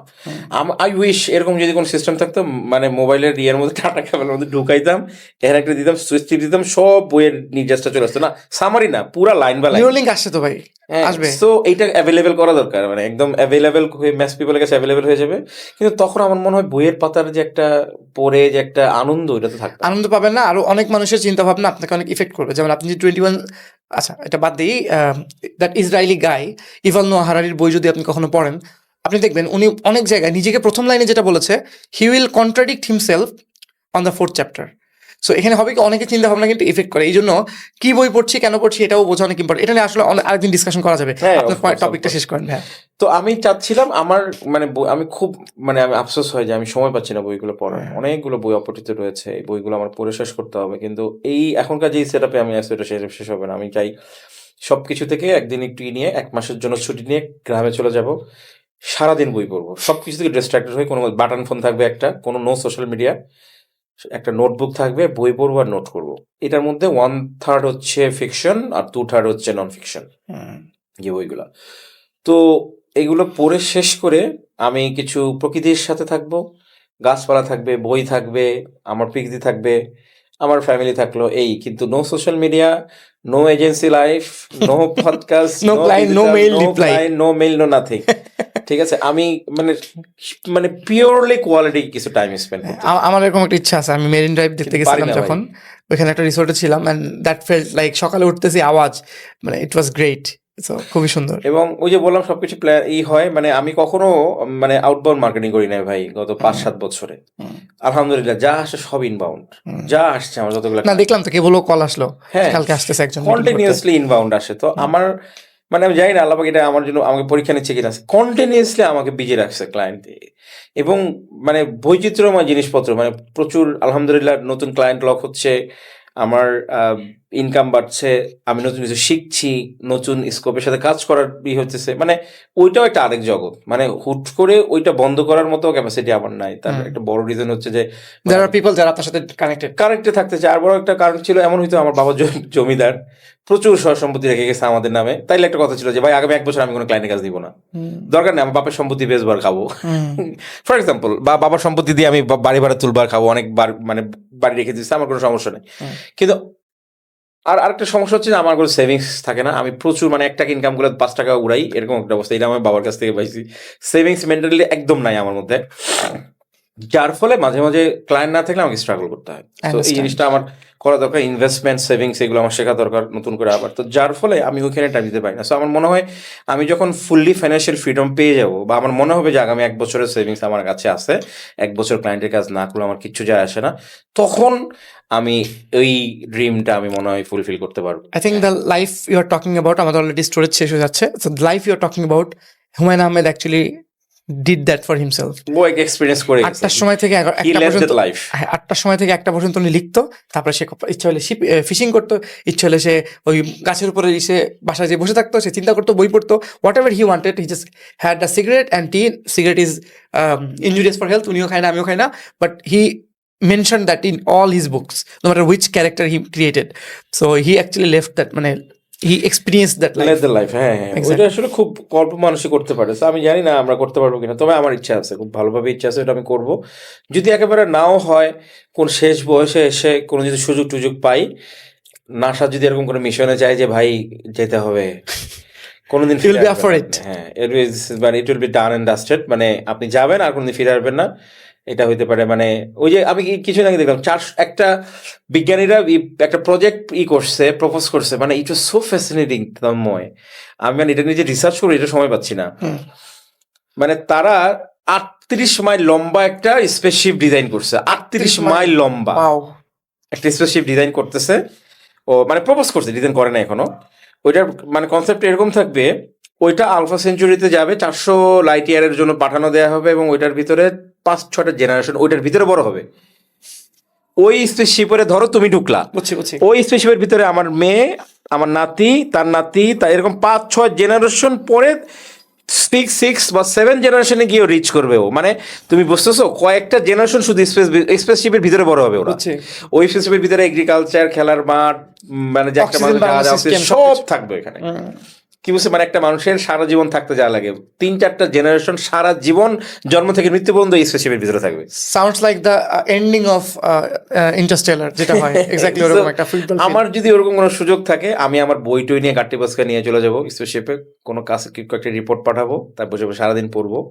আমার মনে হয় না, অনেকেই বলে, কিন্তু আমি নিজেকে টেস্ট করছি, 1 বছর একটা কনফাইন্ড স্পেসে নিজেকে রেখে আমি টেস্ট করছি, আমার সমস্যা হয় না খুব একটা। That is great. এটা আসলে ভাবাই যায় না, আপনার মতো মানুষ এত ফ্রিকুয়েন্টলি লেখালেখি করে, সে কারণ আমি কিন্তু ইন্ট্রোভার্ট, এবং আমার আম্মা যেই ধরনের ছোটবেলায় যেই ধরনের যা করতো এগুলো বলে, এগুলো অটিস্টিক ছেলেমেয়েদের সাথে ম্যাচ করে। কি বুঝছি, আমার আম্মা বলতো, তোকে এক জায়গায় বসে রাখতাম, তুই এক জায়গায় বসে থাকতি 8-9-10 ঘন্টা টানা। তো আমি বললাম, আম্মা এটা তো অটিস্টিক বাচ্চাদের বিহেভিয়ার। বলে হ্যাঁ, আমার তো ওরকমই মনে হতো ওই সময়। সো আমি এক্সট্রিম লেভেলের ইন্ট্রোভার্ট। আমি টিনেজ লাইফে কখনো বাইরে আউটডোর গেম আমাকে কখনো টানে নাই। আমি ঘরে এক কোনায় বসে সারাদিন পড়তাম। সো খালিদ ফারহান এরকম ছিল, ইন্ট্রোভার্ট। আমাদের দুজনের মধ্যে অটিস্টিক বিহেভিয়ার, ওরকম অটিস্টিক মানুষের জিনিয়াস হয়, আমাদের কারণে হয়েছে। সো হ্যাঁ, উনিও নিজেও এরকম, আসলেও খুব একটা বেশি কথা খরচ করেন না, ভিডিওতে হয়তো অনেক কথা বলে।